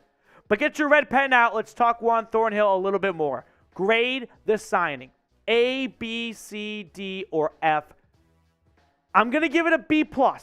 I don't think he's necessarily an A caliber player, but I like this contract a lot. It's not an overpay in my opinion, and he's going to come in and start and really help Jim Schwartz be successful in his first year as the defensive coordinator. Here's how the Browns safety room is currently shaking out. Juan Thornhill and Grant Delpit are your 2 starting safeties. You got DeAnthony Bell, who, I thought he could have a shot at starting next year if they wanted to kind of go light and just roll with Delpit and Bell. But Juan Thornhill coming over, I can't say enough good things about this move right now. Very excited about it. Right there with Dalvin Tomlinson. And I'm just pumped to see what the safety tandem can do with Delpit, who I thought ended the year on a very high note, similar to Juan Thornhill, right? Juan Thornhill felt like he only got better as the season went along. So if he can bring that over to Cleveland, wow, you can have a great young safety tandem between Thornhill and Delpit for the next 2-3 seasons maybe. Yeah, I'm in on that bad boy right there. That is something I can get drunk on. Now, today's show, by the way, was made possible by Athletic Greens. Go to athleticgreens.com. Why? Because I take AG1 by Athletic Greens literally every day. I recently gave AG1 a shot because I hated taking pills/vitamins and wanted a supplement that actually tastes great. I take AG1 in the morning and it makes me feel ready to take on my day. It also really helps me with starting my day on the right foot and getting into a healthier lifestyle. I start with making one great choice, AG1, and more healthy decisions then follow. Also, checking off my nutritional boxes for the day couldn't be easier thanks to Athletic Greens. I just mix one small scoop of AG1 with water, drink it first thing in the morning, and I also really like that it costs less than $3 a day. It's a very effective daily habit with the highest quality sourced ingredients. So if you're looking for a comprehensive solution for your supplement routine, then give Athletic Greens a shot because they are giving you a free 1-year supply of vitamin D along with 5 free travel packs with your first purchase. Go to athleticgreens.com/chatsports. That's athleticgreens.com/chatsports. I put that link for everyone in the comments and the description of today's show, so make sure to give them a visit. Let's look at some Juan Thornhill stats in greater detail over the last 4 seasons. You can see he's been a pretty consistent piece for Kansas City. 3 picks last season, 9 pass breakups, 4 tackles for loss. 2021, he had 1 interception, 3 pass breakups. I'm going to verbalize his PFF grades and rankings for you guys in just a moment here as I pull that up on my computer. But Juan Thornhill, I think, is a really good pickup. I know I'm sounding like a broken record, but I think I'm kind of like a lot of you guys right now where we were waiting for Cleveland to add a great safety. And I got it now in front of me. Juan Thornhill was the 20th best safety according to PFF out of 88 possibilities. In case you're wondering, Grant Delpit, 55. John Johnson, 57. So that's how Juan Thornhill stacks up against the rest of them. His individual grades, overall 72.7. Pass rush, 67.9, so a bit of a dip there. That's perfectly fine. You got Delpit for that anyway. Coverage grade, 75.2. Run defense, 65.4. Listen, this is why you subscribe. Why? Because when Juan Thornhill gets signed, we are getting live here on the channel. We're breaking down the news for you as soon as possible. So hit that sub button if you're not already, getting the best Browns content on YouTube. Some closing thoughts, I'll say, on Juan Thornhill. Like I said, very excited for a couple of reasons. One being, he's a really good football player. It's fun when your team signs good football players. Not much more needs to be added on that front. 2, not an overpay. Hard to overpay anyone paying them $7 million a season. 3 years, $21 million, 14 of it guaranteed. Like I said, you could probably get out of it after 2 seasons if you really wanted to. So very flexible right there, very team-friendly. And $7 million for a starter, yeah, I'll get on board with that, especially with how big of a need safety was for the Browns this offseason. Let's actually, if we can, run through the Browns free agency tracker. We'll look at all the signings Cleveland has made so far, compare them to the rest of the contracts Andrew Berry has given out. In case you're wondering, the Browns, before this signing, if memory serves correct, had $18-ish million to spend. Now they're down towards 11 or 12. They could free up some more money with restructures, although I think they're probably going to tap out of giving out big $20+ million contracts. Here's what Cleveland has done so far in free agency. They brought back Ethan Pocic, 3-year, $18 million contract. I like that move a lot. I don't know if I'm in the minority for that deal. I get it, $6 million, but you know what? The Browns' run defense last year was atrocious once Pocic went down. Obo Okoronkwo coming over from Houston, 3-year deal worth up to $22. He's definitely an ascending player. I got my little bit of reservations on him being ready for a full-time starting role. Is it going to be a committee approach? We'll find out. But I like that signing nevertheless. I don't like Dalvin Tomlinson signing. I love Dalvin Tomlinson signing. 4-year, $57 million. Finally, the Browns have a real starting defensive tackle and not a bunch of CFLers playing on the D-line for Cleveland. And then Takitaki comes back on a 1-year deal, $2.5 million pretty much. And then most recently, it's our guy coming over from Kansas City, Juan Thornhill. He also just won a Super Bowl. He's going to come into that locker room, I think, and he's going to go, listen, guys, I know what it takes to win a Super Bowl. I know what a Super Bowl winning locker room looks like, and let's get ourselves in a position to be doing that because Lord knows this Browns locker room does need some leadership and maturity, I think, added to it. But That's the news right there. News I'm very excited about. 3 years, $21 million. Juan Thornhill is a Cleveland Brown. Let's go Browns, baby. Super Bowl Brownies. Yes, sir. Yes. Juan Thornhill, you're a Cleveland Brown. Let's go. Let's go. I like it. I do like it. I'm excited right now. I'm pumped up. Is that too obvious? Yes. Let's go. And if you flip the second round pick for just a stud receiver, because it's like, why not? How is that not something to get excited about, right, Rolly? I mean, this is a great sign for the Browns. Can I actually ask Rolly this question? And this comes because I want to get Rolly's unbiased, non-Cleveland Brown view, okay? If this roster was on the Dallas Cowboys, how different would the buzz be right now? Ooh, it's a tough question. Man. They would say that's a 14-win team. Listen, it definitely would be high because it is the Dallas Cowboys and they always get If Myles Garrett overinflated. and Nick Chubb and Deshaun Watson and Amari Cooper were all Dallas Cowboys.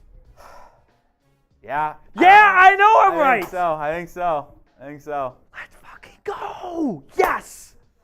Yes. Oh, man. Let's go. Jaden Sweeney with a super chat. Thank you, Jaden. Really appreciate you. Brown Tiger with a $2 soupy. If we get D-Hop, you have to give me credit. If we get DeAndre Hopkins, you and me are going to a Browns game to watch DeAndre Hopkins. And actually, I would say we're going to Tennessee-Clemson football game, but I don't know if that's going to happen anytime soon. But Brown Tiger, I know you have been spearheading this the most. You will get a lot of credit. $5 super chat from Joshua Miller. Brownies are filling needs through free agency. If we get a wide receiver by trade or signing, do we go with best player available in the draft or trade down? 2 thoughts. 1, I've heard it's not going to be easy for teams to move down in this draft. We always love to think that everyone would love to have your pick in the draft, but there's a chance no one wants to move up. No one wants to give up the ammo to get up to Cleveland at 42. If someone does call an offer, yeah, I'd be all for it. I wouldn't have much of an issue with moving down and picking up some more draft picks. Best player available is what I want on my tombstone. My tombstone, actually, I don't even want my family to pay for how much it costs to get Matthew Peterson. It is take the points in the first half and best player available after round 1 in the draft. I always am under the belief, too, when you get into the second and third round. What's up, Kamani Warren? That's a shout-out. Sorry, Rolly. Who gives a shit about what your team needs? Just get the best players. Yes, get best player available. And here's why. I love to do this when I can't fall asleep at night. Sorry, Shay. But I like to go back and look at like 2018 drafts and go, how did this guy fall to 4? And who was picked right before him in the 4th round? Why did they pick him? Oh, because in 2017 they needed a center. Who gives a shit, right? If that guy's good, go get him. And good chance is, after a year or two, your roster and your needs are going to change dramatically.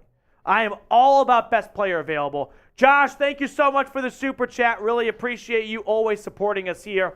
Bronny D coming back for more.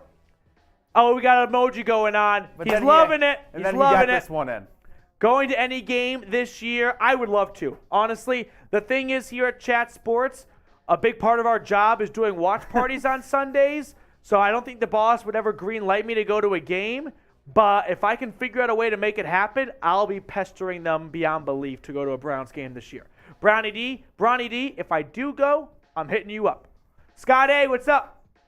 Fast ball hawking safety, $7 million per year. Great deal. Scott A just said in 1, 2, 3, 4, 5, 6, 7, 8 words what I said in 8 minutes. I will say this is a great signing. It is. They were in the market for a safety. They went after Jesse Bates, as it seems like they did. Didn't get him. Falcons outpriced him. There's only 2 other safeties that I thought were worth money in this, like actually paying in this offseason. Juan Thornhill and C.J. Gardner-Johnson. And C.J. Gardner-Johnson is going to be a lot more expensive than Juan Thornhill. To lock up a safety of Juan Thornhill's caliber at $7 million a year, and it's basically a 2-year deal. If he sucks, you can get out of it after 2 years. But this is a great signing for the Cleveland Browns. All right, give me a second. That back end of the defense. I'm on Twitter.com right now. Oh boy, Soul Train with a super chat. Just a nice little dizzy face. Soul Train's he's the bomb. Just a little dizzy face. That's what I was explained it as. We also got some other signings during our cut. Isaiah Oliver, a corner, former second-round pick from the Falcons, signed with the San Francisco 49ers.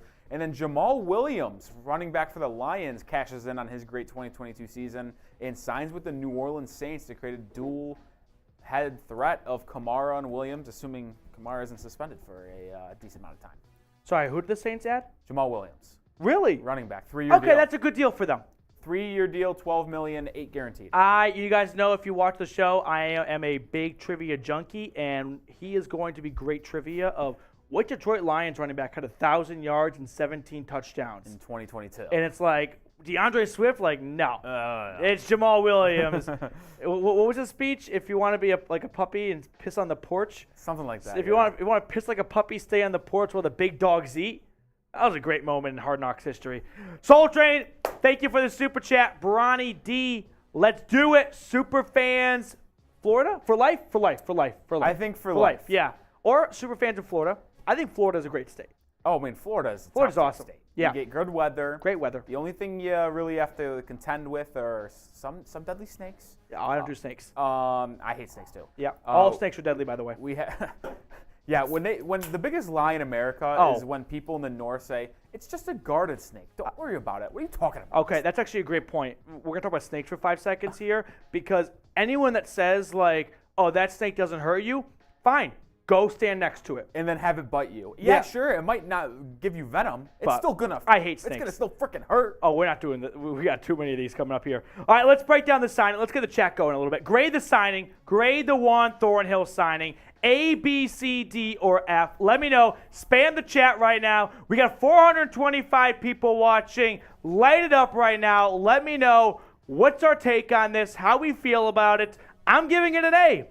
I'm giving it an A. So I've upgraded myself from B+. I was going to say, in the video that's going to go out and just sit there for everyone to go back and click on, it's B+. It's but A in now. the moment, it's now an A. I've thought about it. I've let it sink in. I've revised my thesis. It's an A signing. Why? Because it's great value, and he's a great player. It would be something else if it was like $11 million a season. It's like, oh, okay, well, that's kind of up on your books. $7 million? That's funny. Dude, I'll pay him $7 million. I don't have it, but I'll pay it. The intro video. Oh, Yeah. Right? Or did you I do did. that? Okay, yeah. You did. He did. Here's our super chat menu, by the way. If you're just tuning in and you want to support the show and you let things get a bit rowdy for the Juan Thornhill signing, any super chat, you get a shout out. $2, give me your take on the Juan Thornhill signing. $5, it's a dog bowl. I'll do one now for shits and giggles. $20, some fireball shots. And hey, if you get to $50 in super chats in total, we're going to give you your own player comp. So anytime you super chat in the future, that goes on screen for everyone to see. We got a $2 super chat coming in from Ben Broski. I love this free agent season so far. Let's go. I think the only thing that could have made it a little bit better is if they got Javon Hargrave. Because it sounds like they finished second there, which I think we can all agree. We'd rather have Hargrave than Tomlinson. But if Dalvin Tomlinson is the consolation prize, that is a great little, like, party pack to go after a birthday party. I'll say this, is that Tomlinson, what was his AAV? It was 4 for 57, so let's do quick maths here. 13? 14 and a half. 14 and a half. So 14 and a half. Hargrave got 21. Hargrave got 4 for 84. So as Browns fans, would you rather have for $7 million less. $21 million a year, Javon Hargrave, or would you rather for $21 million a year, Juan Thornhill and Dalvin Tomlinson? If you look at it that way. Didn't think about it's that. It's the same amount of money. Would you rather have Thornhill and Tomlinson or just Hargrave?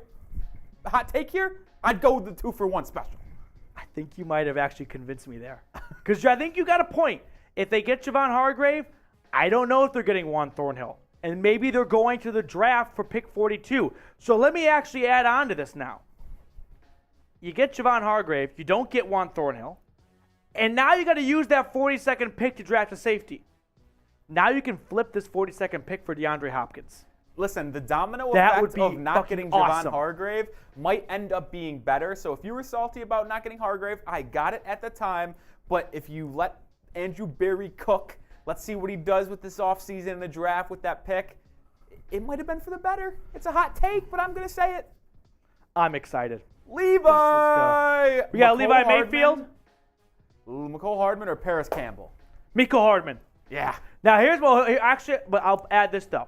Is Mecole Hardman going to get $11 million a season like everyone else? I don't think so. How old is Mecole Hardman? Let's check this out. He's probably 24, 25. So then he's 2 years younger than Jacoby Myers. I think he got to college early. I think he's probably 25 years old. All right, so Mecole Hardman's 25. Nailed it. Yeah. March 12th. So he actually just turned 25. Okay, so he's a young 25. He's basically 24. Yeah, basically 24. We'll round down. So he just turned 21 last week. 21. Yes. Okay. So 2 years younger Fresh out of than college. 2 years younger than Juju and Jacoby, who got 11 mil over 3 years. I see 3 years, 9 million AAV. Yeah. I'm in on Juan that. Thornhill, hop on. They missed you. Producer Patrick Seatman's coming in right now because he's pumped for the Juan Thornhill. That's a good signing. It's a great signing. It's a great signing. That's a great good signing. answer. Good answer. Dalvin Tomlinson, Myles Garrett, Juan Thornhill. That's a fun defense. Sprinkling a little JOK on top. Let's go. Let's do it. Fair dick. This is a good signing for the Browns. They're beating. Listen, this isn't like last year where it's let's run it back with Clowney. He kind of dragged his feet. Does he really want to be here? It's hard to say. Taven Bryan was a first-round bust. No. What do the Browns do? What does Andrew Berry do? He gets a real starting defensive tackle in Dalvin Tomlinson. He shores up the back end with Juan Thornhill. They're going to move Greg Newsome back to his original spot. Denzel Ward's going to get out of this stupid zone coverage with Jim Schwartz. JOK is going to be freed up and flying all across the field. And then there's this guy named Myles Garrett, Jim Schwartz is going to have who's going to get him 20 sacks this year. Book your tickets now from Cleveland to Vegas in February. The Browns are Super Bowl Brown. Let's go. Yes, this is it. This has to be it. This is the window. And then the cherry on top, Patrick, you got all 22 starters addressed. Why not take that second-round pick and get DeAndre Hopkins? Why not reunite him and Deshaun Watson? Why not? And just have casually Amari Cooper and Donovan Peoples-Jones on the same field? Why not us? That would be fun. Oh, and there's a guy named Nick Chubb, too, who's pretty good, I heard. And then maybe David Njoku can get some red zone targets. Were you all pros last year? How many balls are on the field at once? Because there's not enough. There's too many good players. And Basketball team. Yeah, no, wait, that just hurt you. no, it's fine. It's fine. No. It works in our narrative this time. You just used a bad argument. No, good argument, good argument, good argument. There's not enough balls to get around. It's There's bad plenty, for you. there's plenty, there's plenty, there's Bad plenty, there's argument. plenty. Bad argument, Petey. And best of all, Deshaun Watson's going to be a Pro Bowl quarterback next year. Oh, I'm all in on He will be. He's been getting so Well, much. Tyler Huntley's He a will Pro be. Bowl quarterback. Like, I hope boom. Deshaun Watson. This is it. Great signing with Juan Thornhill. Great contract. Defense is checked off now. I am excited. I keep saying that. Listen, we were close to signing off. We just finished a cut. We were going to sign off, get that up on the channel for you guys, and then no. Andrew Berry says, Browns Report, I'm watching you. You're staying live for a little bit longer. Jarrett Roush, let's go. Let's go. I'm ready to lose my voice. Who's ready to have a good time right now? We just crossed over $100 super chats with this $5 that soup beat true? from Jarrett Roush. Yeah. I'm getting shadow banned then. I missed a lot. What do you grade this, Petey? Do I need to actually say it out loud? Is it not obvious already? I'm giving it an A. Are you sure it's I've not an A upgraded plus from now? B+. I've upgraded from B+. I think it's It's an A plus. It's now. an A+ now. You're absolutely right. I am obsessed with this signing. This is exactly what the Browns What needed. you guys don't know is when Petey signs off and we head home for the night, he's going to go watch 20 hours of Juan Thornhill videos until we come back for a video tomorrow morning. This is actually very true. This will be how I go to sleep at night. Bronny D! Bronny D coming in big time. Can't spell Steelers without an L. Go Browns. Here we go, Brownies. Here we go. Woof, woof. Here we go, Brownies. Here we go. Woof, woof. Let's go. Is that $20 super chat buys Boom. you a shot? I think I'll take one too. I need a shot glass. Oh no. Yeah, I didn't come prepared. Oh, wow. I'm not prepared. I thought you were a Boy Scout. I'm not a very good Boy Scout, I'll be honest. I am probably the worst Eagle Scout in the history of Boy Scouting. Oh, that's funny. Yeah. All right, when I go out there and grab you one, do anything else? I'll take a shot first. Cannonball coming. Cannonball. Oh. Little harsh. Yeah, this one's been kicking my ass. Hey, Bronny D, if you get to $50 in super chats, you get your own Browns player comp. Does he not have one yet? No, he does not. He's got 22. He's definitely close. 24, 27. We're doing quick math here. Big brain. Oh, 37. 37. He's $13 away right now. Is Bronny D going to get to 50 in soupies? Did he get any more today? No, he's got 37. You're at 37. You're $13 away. You get to pick your own player, or I'll pick it for you, whatever you'd like. So, like, one of these? Yeah. I'm not going to show them first. Like, just kind of, cycle through them. And anytime you super chat, they go on screen for everyone watching to see. Eric, Super Bowl bound Brownies. Yes. I mean, really think about it for a second. I got to tweet this out. Can you talk for a second? Yeah. Rolly? Well, Juan Thornhill, I tell you, and Grant Delpit, PD mentioned it. I think it's just going to be such a good duo come down the stretch. Delpit got better as the season went on. You cut John Johnson, so you have faith in Delpit to take that next step. You add Thornhill to help ease that with them. You got Ward in the secondary too. Listen, you got Myles Garrett, you got Dalvin Tomlinson. Assuming those guys can generate pressure, give these corners and secondaries less time to have to hold up in coverage, then they could start looking back at those quarterbacks and pick off trash-ass Kenny Pickett 8 more times. F Kenny Pickett. Let's go. Let's go. That's a good breakdown right there from Nick Roloff. Yeah. I'll be right back, He knows guys. ball. He knows ball. Go get a shot glass for Petey. All right, keep getting those A's in the chat right now. I don't want to see anyone not give it an A. Despite me 30 minutes ago saying B+, no, I'm good right now. It's an absolute A. It has to be an A. I'm looking at Twitter. I want to see what some reactions are right now. The day that John Johnson officially gets post-June 1 designation cut, what do? They find his replacement. An awesome get. And now, the Panthers just signed Miles Sanders. That's a good pickup for Carolina. But now, I know that we love free agent signings, but I think they can take their foot off the gas a little bit. They have added 5 quality starters. They didn't sign any real backups. They'll fill out the roster, the 53-man, kind of later on. But they have added 5 quality starters. Let's all go back in time. What happened when Ethan Pocic went down in the Bills game, right? In Detroit? This run game fell apart. What happened when Takitaki went down after carrying the torch from Anthony Walker? This defense really fell off. They got those 2 guys back. Then they add to their defensive line in 2 great ways with Dalvin Tomlinson and Obo. And now they get Juan Thornhill to round out all 22 starters. I'm telling you, it's Super Bowl-bound Cleveland Browns. The league's not ready for it. I don't give a damn. They're coming. We're barking. And also, can I tell you the real best part? The Browns' schedule next year is an absolute cakewalk. They get some garbage teams. Might be famous last words. This might be cold take exposed. No, I'm that confident right now. But I don't know if you saw it. I assume you did. Bronny D! Oh, you guys are going to get on my level right now and take another and pick my player. Bronny D, we'll get it on for you next time we have a live show. Takes a second to make the graphic. But listen, we'll pick a player for you, Bronny D. I think it's got to be Juan Thornhill. All right, so I initially thought it could be Juan Thornhill. No, I got to pick someone who's already played for the Browns. I'll get my bag. This is kind of what I minored in college, random players. That's my favorite thing in the world. Bronny D, are you... Cannonball coming. I mean, PD's going to have to answer this question for me. Like, is Bronny D like a, oh my God, the Miles Sanders just signed with the Panthers? Yeah, I saw that. Yeah, you were on the other room. Wow, that's such a weird signing. Bronny D with another super chat. Oh, let's go. Woo. MVP. MVP. MVP. I lied. Last one, go Cavs. Nick's the big NBA guy. I mean, could we get potentially a Cleveland sweep? Yeah.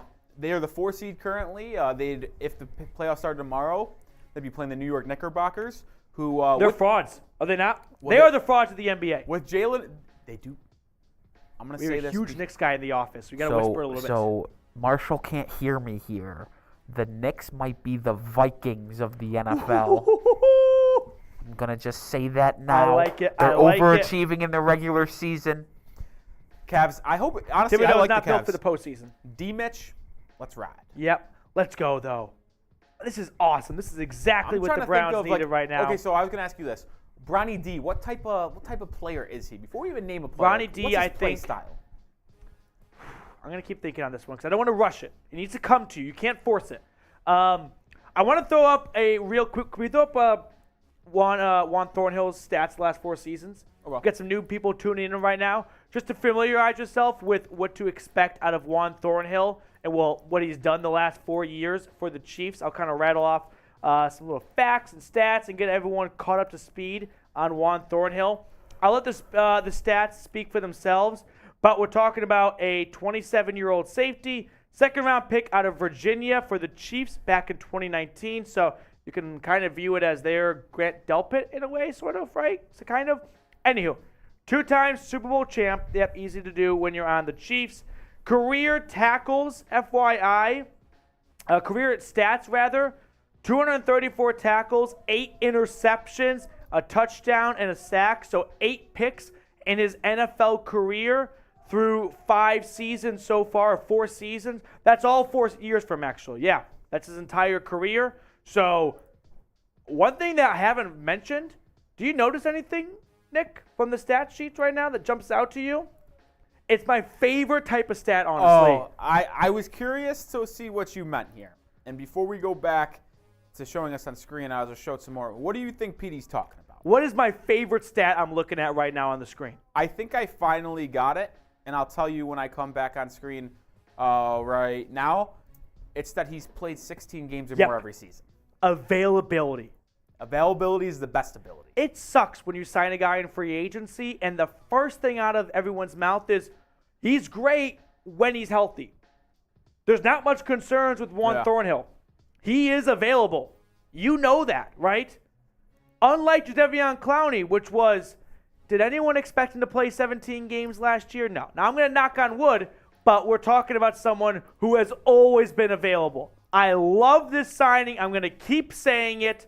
Let's go. That's exactly what the Browns needed. And now I wonder, what are they going to do with their second-round pick? If they do hold on to it, that's actually fine, right?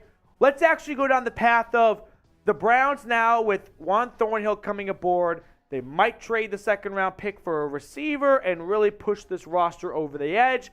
But let's say they don't get any nibbles, whatever reason, no big deal. You just go best player available, right?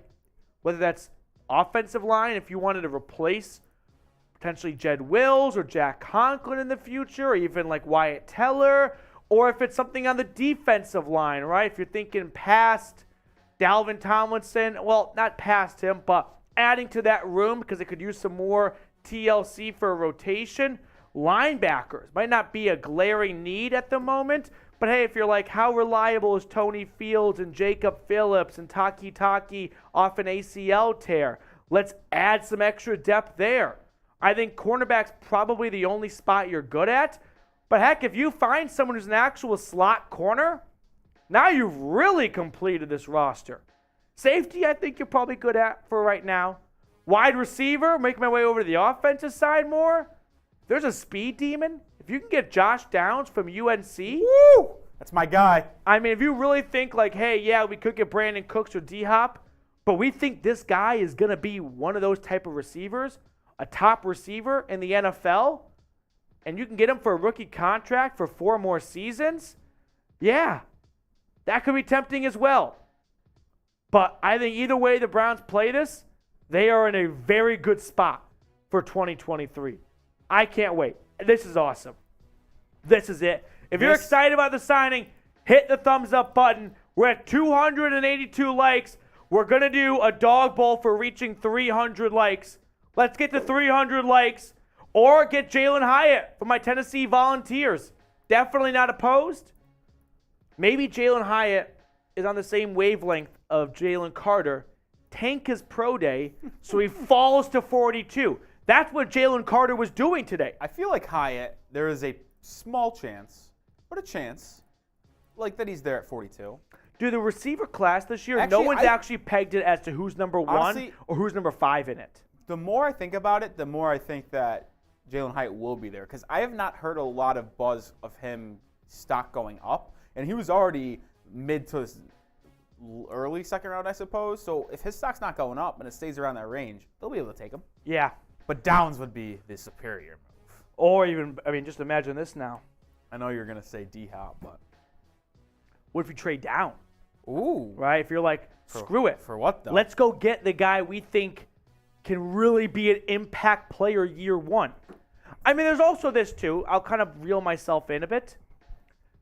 The NFL isn't over after 2023, right? They are putting together a good roster for the next couple of years, for sure. Like, it's not just all for this season. Oh, yeah. That's what I'm saying, all right? I didn't know what you meant by that. No. It's not. I don't think it's boom or bust for 2023. I don't think it is. I think as long as Deshaun Watson and Myles Garrett are anchoring those sides of the field, you should be a very competitive team. You have two of the best at the two most important positions on their side of the field. As long as those two guys are playing well and on the Browns, they are and should be contenders, in my opinion. Just saying. Ray with a $5 super chat. Let's go, Ray. Who do you think will be RB2 and RB3 for 2023? RB2, I think, will be Jerome Ford. If they bring back Dearness Johnson, he'll be RB3. If not, they'll probably draft a new running back. I think they'll start to think a little bit of the post-Nick Chubb era, drafted in 2018, where 2023 running backs only go for so long. No, 6th year. This will be year number 6. Oh. 2018, 19, 20, 21, 22, 23. So, math is hard. yeah, if you want to get off of it, kind of like Cowboys and the Zeke, you're like, hey, we don't want to hold on to this contract. But I think it's Jerome Ford and a rookie as your backups next season. So let's go. I'll say this. I love the draft class this year at running backs. You can find such good value in the 4th, 5th, 6th round, like Chase Brown from Illinois, Tyjae Spears from Tulane, Kenny McIntosh from Georgia. I just love the backs this year in the 4th, 5th round. Doing a dog bowl for 300 likes. Here we go, Brownies. Here we go. Woof, woof.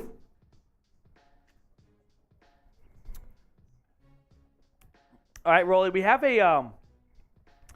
we're at $154 in super chats. Here's what I'm going to say. Oh boy. If we can get to 200 in super chats, we're doing a Dirty Dog Bowl. Dirty Dog Bowl is beer and Fireball in my dog's old dog bowl. By the way, Shay, if you're still watching, how is Cruz doing? My dog was sick last night. Oh, no. What Never happened? good. Upset tummy. Never Just good. throwing up? I won't get graphic with you guys on the YouTube show, but I it was wanna get not something anyone likes to see their dog do. Joshua Miller, $2 super. If Hyatt is there at pick 35, do we trade up?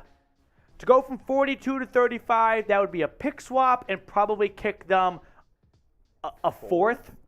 I don't think it costs that much. So you have 2 4ths this year, one from the Vikings. Yeah, why not?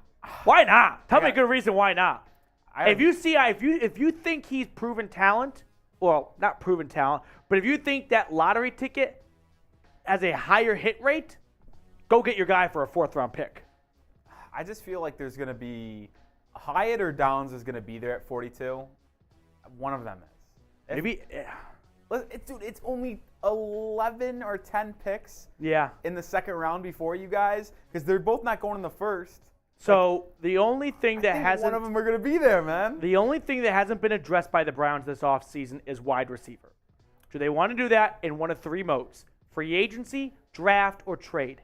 I think their time for getting a bigger name receiver in free agency is probably over. Maybe. I don't think they have a Mecole Hardman signing coming after this one. So then I look to that 42 pick will be spent on a wide receiver, whether that's for trade or in the draft. That's really the last kind of box they have to check. They can get by, I think, without checking it emphatically. Because let's not pretend like Donovan Peoples-Jones and Amari Cooper and Deshaun Watson can't get the job done themselves. I'll say this. Say they sign McCole Hardman, Yeah. Harris Campbell to play that slot role, leave Amari Cooper and DPJ on the outside. What do you think position would get addressed at pick 42? Well, I know a lot of you guys earlier in the offseason, late of the regular season, were on the Siaki Ika train. Yeah. But with Tomlinson, I don't know if you have a spot for him anymore. So what position, safety just got addressed. Would they go corner? Would they go somewhere on the O-line? Like, what do you think the Browns would do at pick 42 if they address that third wide receiver spot somewhere outside of that? I'll take a linebacker. If Drew Sanders from Ooh. Arkansas is there, That'd be an incredible pick. I just think linebacker, I think, is the room that's probably going to be a need next year. Because I don't think Phillips or Fields are long-term plays. I like JOK, but through 2 years, he's told me one thing. I can't play a full season. Takitaki or Anthony Walker, if they re-sign him, I could only see one player on this roster right now in the linebacker room being there next year, JOK. So if you want to start thinking ahead so you don't just start from scratch in 2024, linebacker could be tempting. And if you've got a Drew Sanders do-it-all player sitting there, that'd be tough to pass on. I will say, I think it's more likely you would have to trade up to take Drew Sanders than it would have to be to trade up to take Downs or higher. Yeah, but here's what I'm going to say to that. Who had on their bingo card linebacker would be such a big position in free agency this year? That is true. So if a linebackers. lot of teams are filling out their roster and linebackers through free agency, well, maybe a team that would have taken, say, like the Dolphins, for example. They would have taken one. They don't even pick before the Browns. But the point being, they got their linebacker, right? Jermaine Pratt re-signed with Cincinnati, whatever. Maybe all of a sudden Drew Sanders now falls to 40. Maybe falls to 35, and you move up and get him. That's my point. Bronny D is Bronny D with back. another one. Let's go. For the guy saying we're going 10-7, get better. Yeah. Get check you into a home. Because the Browns, they're winning 11 games minimum. They have to go 12-5, I think, for this type of talent. I'm not going to be the guy that says 17-0 or 16-1. 13 wins is never easy to predict. But with the talent they have on this roster, it's got to be a 12-win season, in my opinion. I think that has to be the floor. Now, Browns are back, baby. 17-0. I'll say, could they compete for the AFC North this season? Okay, let's talk The- division for a moment. Let's go Ravens. Lamar Jackson issue. They still have no wide receivers. They're losing Marcus Peters. I don't think they've really gained anyone in this offseason so far. I don't buy the Ravens next year because Lamar can't stay healthy. He might not even want to play on the tag. There's going to be complete disaster. There's no trust between quarterback front office. I'm out on the Ravens. This is mine, and then I'll pass to you. Steelers stink. Yeah, they Kenny do stink. Pickett's horrible. Yep, I like They're that going to take. be average, 5-12, 6-10, 6-11. Whatever this little fluke run at the end of the season was only because they had a light schedule. They were putting up like 16 points a game and winning, and they suck. All right, now let's go to the Bengals. They might be a wagon. They did just lose Bates and Von Bell, so they're going to have to replace the safeties.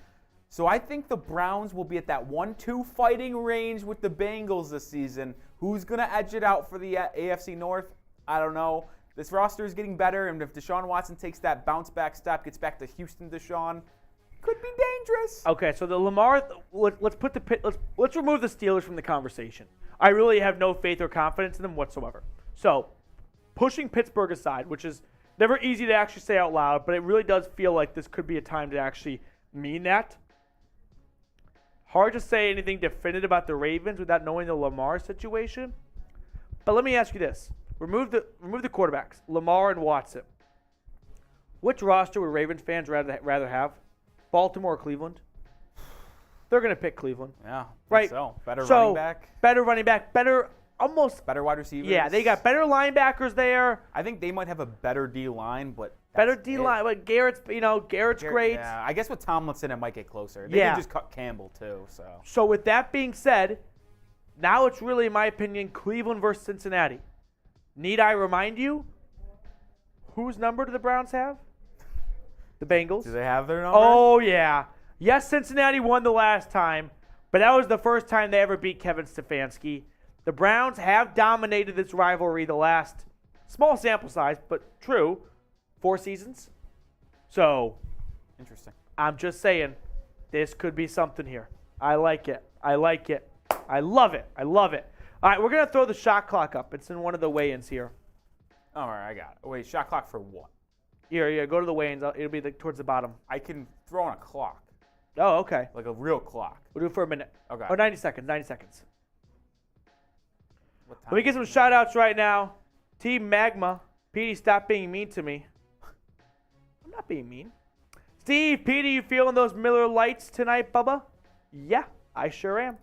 I know I don't want to leave AFX Apocalypse, but when you ever see me kind of like jot my eyes over, it's because the door opened, my boss went like this. So it's just the way it works. Let's throw the weigh-in on. We'll start at the official time. Don't worry. But if you're here for the Thornhill signing, it's been awesome. We've been having a lot of fun breaking this one down here. We're going to get to, let's do this, right? Here we go. So here's the shot clock I want to throw on screen right now. This one? Yeah, right there. All right. We got the timer on. For every $5 super chat we get in the next 90 seconds, in honor of Juan Thornhill getting signed, I had this made just in case, $5 super chat. For each $5 super chat we get, dog bowl. Did I say that in English? For I each don't know. $5 super chat, I'm doing a dog bowl. That's what I want to get across right there. So here we go. Let's do this. Let's do this. Let's have some fun. Let's get wild. Get crazy. Get wild. We're $42 away from $200 in super chats. Can we get to that milestone? Let's get there. Wow, that Let's Miles get there off Sanders right deal now. with the Panthers is 4 years. 4 years, how much? Number isn't out yet. Okay. Ooh, Falcons video's hot. That's what I'm talking about. This is awesome. This is exactly what Cleveland needed. They added the great safety they've been looking for. This roster is pretty much set. How do you want to address the last wide receiver? You want to do it in the draft? You want to do it in free agency? You want to do it via trade? I think all options are on the table. I think free agency might have been bumped down to least likely with this last signing, but they could still get a Paris Campbell, a Darius Slayton for cheap and just hope that it works out, right? And then go to the draft and maybe draft a receiver and go, all right, between our cheap free agent and our rookie, better guy gets the third wide receiver, fourth wide receiver spot right there with David Bell. All right, you got to get a $5 super chat or else we will have to sign off here. 10.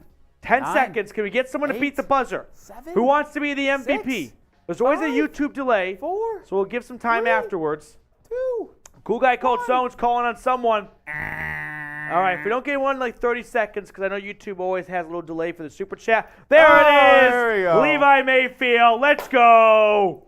Levi keeps the show alive. Who wants to be the assist man for Levi? Send the next one in. AFC Championship game or bust. Dude, I think that's actually fair. He's not saying Super Bowl or bust. I know, but would it really be a bust? I think for the expectations for the talent, I mean, it's not bust as in, it's over, the band's breaking up. But I think it's an AFC Championship roster. I can see it, but I just would push back on it being a potential bust of a season. I get that. I agree. Okay, I see what you're think saying. I can buy divisional round because Yeah. here's the thing. How about win a playoff game or bust? That I can get behind because when you got teams like I know Cleveland might have Cincinnati's number, but the Bengals, Bills, and Chiefs. If you those run that's into a Kansas three-headed City monster, in the man. divisional game, like Also, let's not. I know we hate Aaron Rodgers, but like I don't buy into the Jets whatsoever. you don't. That Nope. defense is good. Nope, they're bad. Oh well, I hope they are bad. They are bad. I hope they are. Yep, I'm not buying into that whatsoever. But anyway, you got those 3 teams. I think if you win one playoff game, it's a win. Tim Green with a $5 super chat. Let's go. We're $32 away from $200. We're celebrating the Juan Thornhill signing right now. If you're enjoying the content, partake by all means. Hit the thumbs up button. Get active in the chat. Let's go. AFC Championship game, home game, please. Whew. I don't know if America's ready for a home playoff game in Cleveland. It's been 2+ decades. Yes. 94? Someone can fact check me. Since the last home playoff game. Someone fact check me, please. This is elite. I think 94. Was it earlier? Here we go. Cliffhanger. Dog Bowl's coming up. Dog Bowl's coming up. Here we go, Brownies. Here we go. Woof, woof. That actually might be my favorite thing we do. I don't know if that's like a Browns thing. At least at Chat Sports, I think that's my favorite like fight song. At least that we do here at Chat Sports. What do you mean, the Here We Go Brownies? Yeah, I don't know. Like, That's a Cleveland Browns thing, yeah. I'm not versed in It's Cleveland okay. sports, so I did like, not create that. I was gonna say like I didn't know if this is like a Browns report thing or like all the Browns do it, but I just like the woof woof. There we go. All right, we got another one coming in from. We have Cliffhanger, and then we got Tim Green's. Okay, we already got Tim's. Browns need to get Odell. I didn't even read Cliffhangers. Okay, for a quick moment on Odell. How much is he going to get? I have no idea. Is he going to get $20 million a season? That's what apparently he wants. Then he's not going to the Browns, right? And I don't think he's going to get pay cut to go back to Cleveland. So the Browns were one of 11 teams to go to his workout.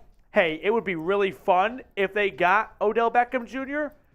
70% for the memes, 20% because he's really good, 10% because he is hopefully going to get back to his New York Giants days. But I used to think a reunion was absolutely impossible. Very unlikely. But it's not impossible. We got a greater than 0% chance for sure. Here we go. Let's go. That's what I'm talking about. This is what I'm talking about. Do you guys want them to sign OBJ? OBJ for yes, no BJ for no. That is the Chat Sports special. No BJ. Yeah, OBJ or no BJ. Let me know. No BJ. We're watching. Why is Fairleigh Dickinson and this other school always in March Madness? I don't know if Fairleigh Dickinson is. Yes, they are. Texas They're there. Southern is. Fairleigh Dickinson, Fair Dick, F Dick, however you want to say it. Texas Southern is always a 16 game that does not win. 16 sweet. Texas seed. Southern, that is actually true. Yes, they are always in Dayton. Let's go. That's what I'm talking about, baby. All right, let's throw the timer back on one more time if we can. If we don't get any more super chats during that timer, then, yep, there's the look right there. Then we got to get going. So let's get some more $5 supers. Every $5 super chat. Here's our super chat menu really quick right now. We've already had one person cross over $50 today. It was Bronny D. So I got a Browns player comp coming for him so that anytime he super chats in the future, we can show it on screen for everyone watching. Any super chat, you get on screen $2. Give me your take about the Juan Thornhill signing. $5, I'll drink out of my dog bowl. And $20, it's some fireball shots. So that is the super chat menu today. Aphex Apocalypse and everyone else, if you can't super chat, by no means am I trying to pressure you into that or anything like that. It's just a great way to help us grow the channel here at Chat Sports. But liking the video and being active in the chat is just as important to the growth of this channel. So you're already doing a great job. Thank you very much. You set the timer to 90 seconds? Yeah, wasn't that what? Oh, okay. I didn't even take a look at it, honestly. I mean, I set it at 90 when we flashed the super chat menu. Okay, and then okay. By the time it got on screen, it was like a minute 15. I trust you. I trust you. If Jackson Smith and Jigba, Catherine, let's go. Oh, okay. Here we go. Catherine Burrows. I hope I pronounced that correct. Levi Mayfield is my fiance. You are a very lucky lady. And the garbage is still in the garage, waiting to be taken out because the show keeps going.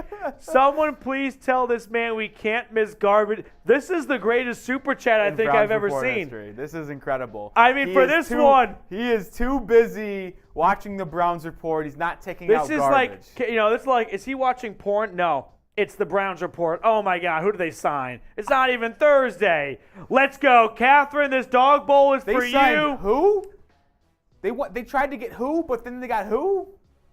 Wait. Oh, I see what you're saying. Yeah. Yeah, you do a bit. That's okay. Obviously, I missed it. No, not a good bit. I'm going off screen. I'm no longer talking. Have fun on the rest of the stream, guys. Levi, take out the trash. That was always my least favorite chore because I never actually did it, so I got yelled at for it a lot.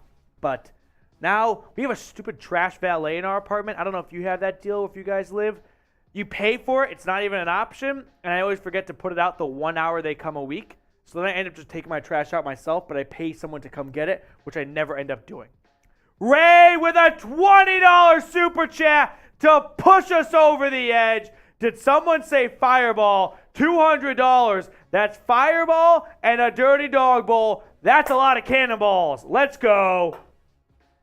Adding some beer. Here we go. Cannonball time, baby. Let's get the Juan Thornhill L3 if we could, please. 328 people watching. We got more likes than that. That's what I'm talking about. Okay. So, hocus pocus time. We're mixing good ingredients. Sugar and spice and everything nice. Oh, I can smell it from here. Oh, yeah, it sounds like something. Here we go. Cannonball. Cannonball. Cannonball coming. Cannonball. Ugh. It just looks gross from here. Ooh. Let's go. Beer and fireball mixed together is not great. That was also a wedding present for Catherine and Levi. I think it's a good wedding present, that dirty dog bowl. Are they getting married soon? Well, the fiance, so I hope so. Oh, yeah. Yeah, unless they want to be like Roy and Pam. That one ran I do not went recommend. right over his head. Unless there's a gym out there. Then I have to root for the gym in that love triangle. I do like how The Office promotes stealing another man's fiance. That was a very tough social norm to get over, but they nailed it. I'll tell you that much. I'm actually rooting for it now, and I feel bad because I already love Catherine and Levi. But Juan Thornhill, 3 years, $21 million. I love this contract for two big reasons. One, you picked up a great ball hawking athletic safety, and two, it cost you $7 million a season. If you were riding with us when we first went live over 2 hours ago now, actually, time flies. 2 hours and 30 minutes just about. Yep. Then you would know I said I don't want to pay a safety more than $10 million a season. Andrew Berry was watching. I'm sure he was. And he's like, all right, I'm calling the rep right now. We're dropping the price. We're getting a deal done. And boom. That's what I'm talking about. Okay. Let's go. Whew. Okay.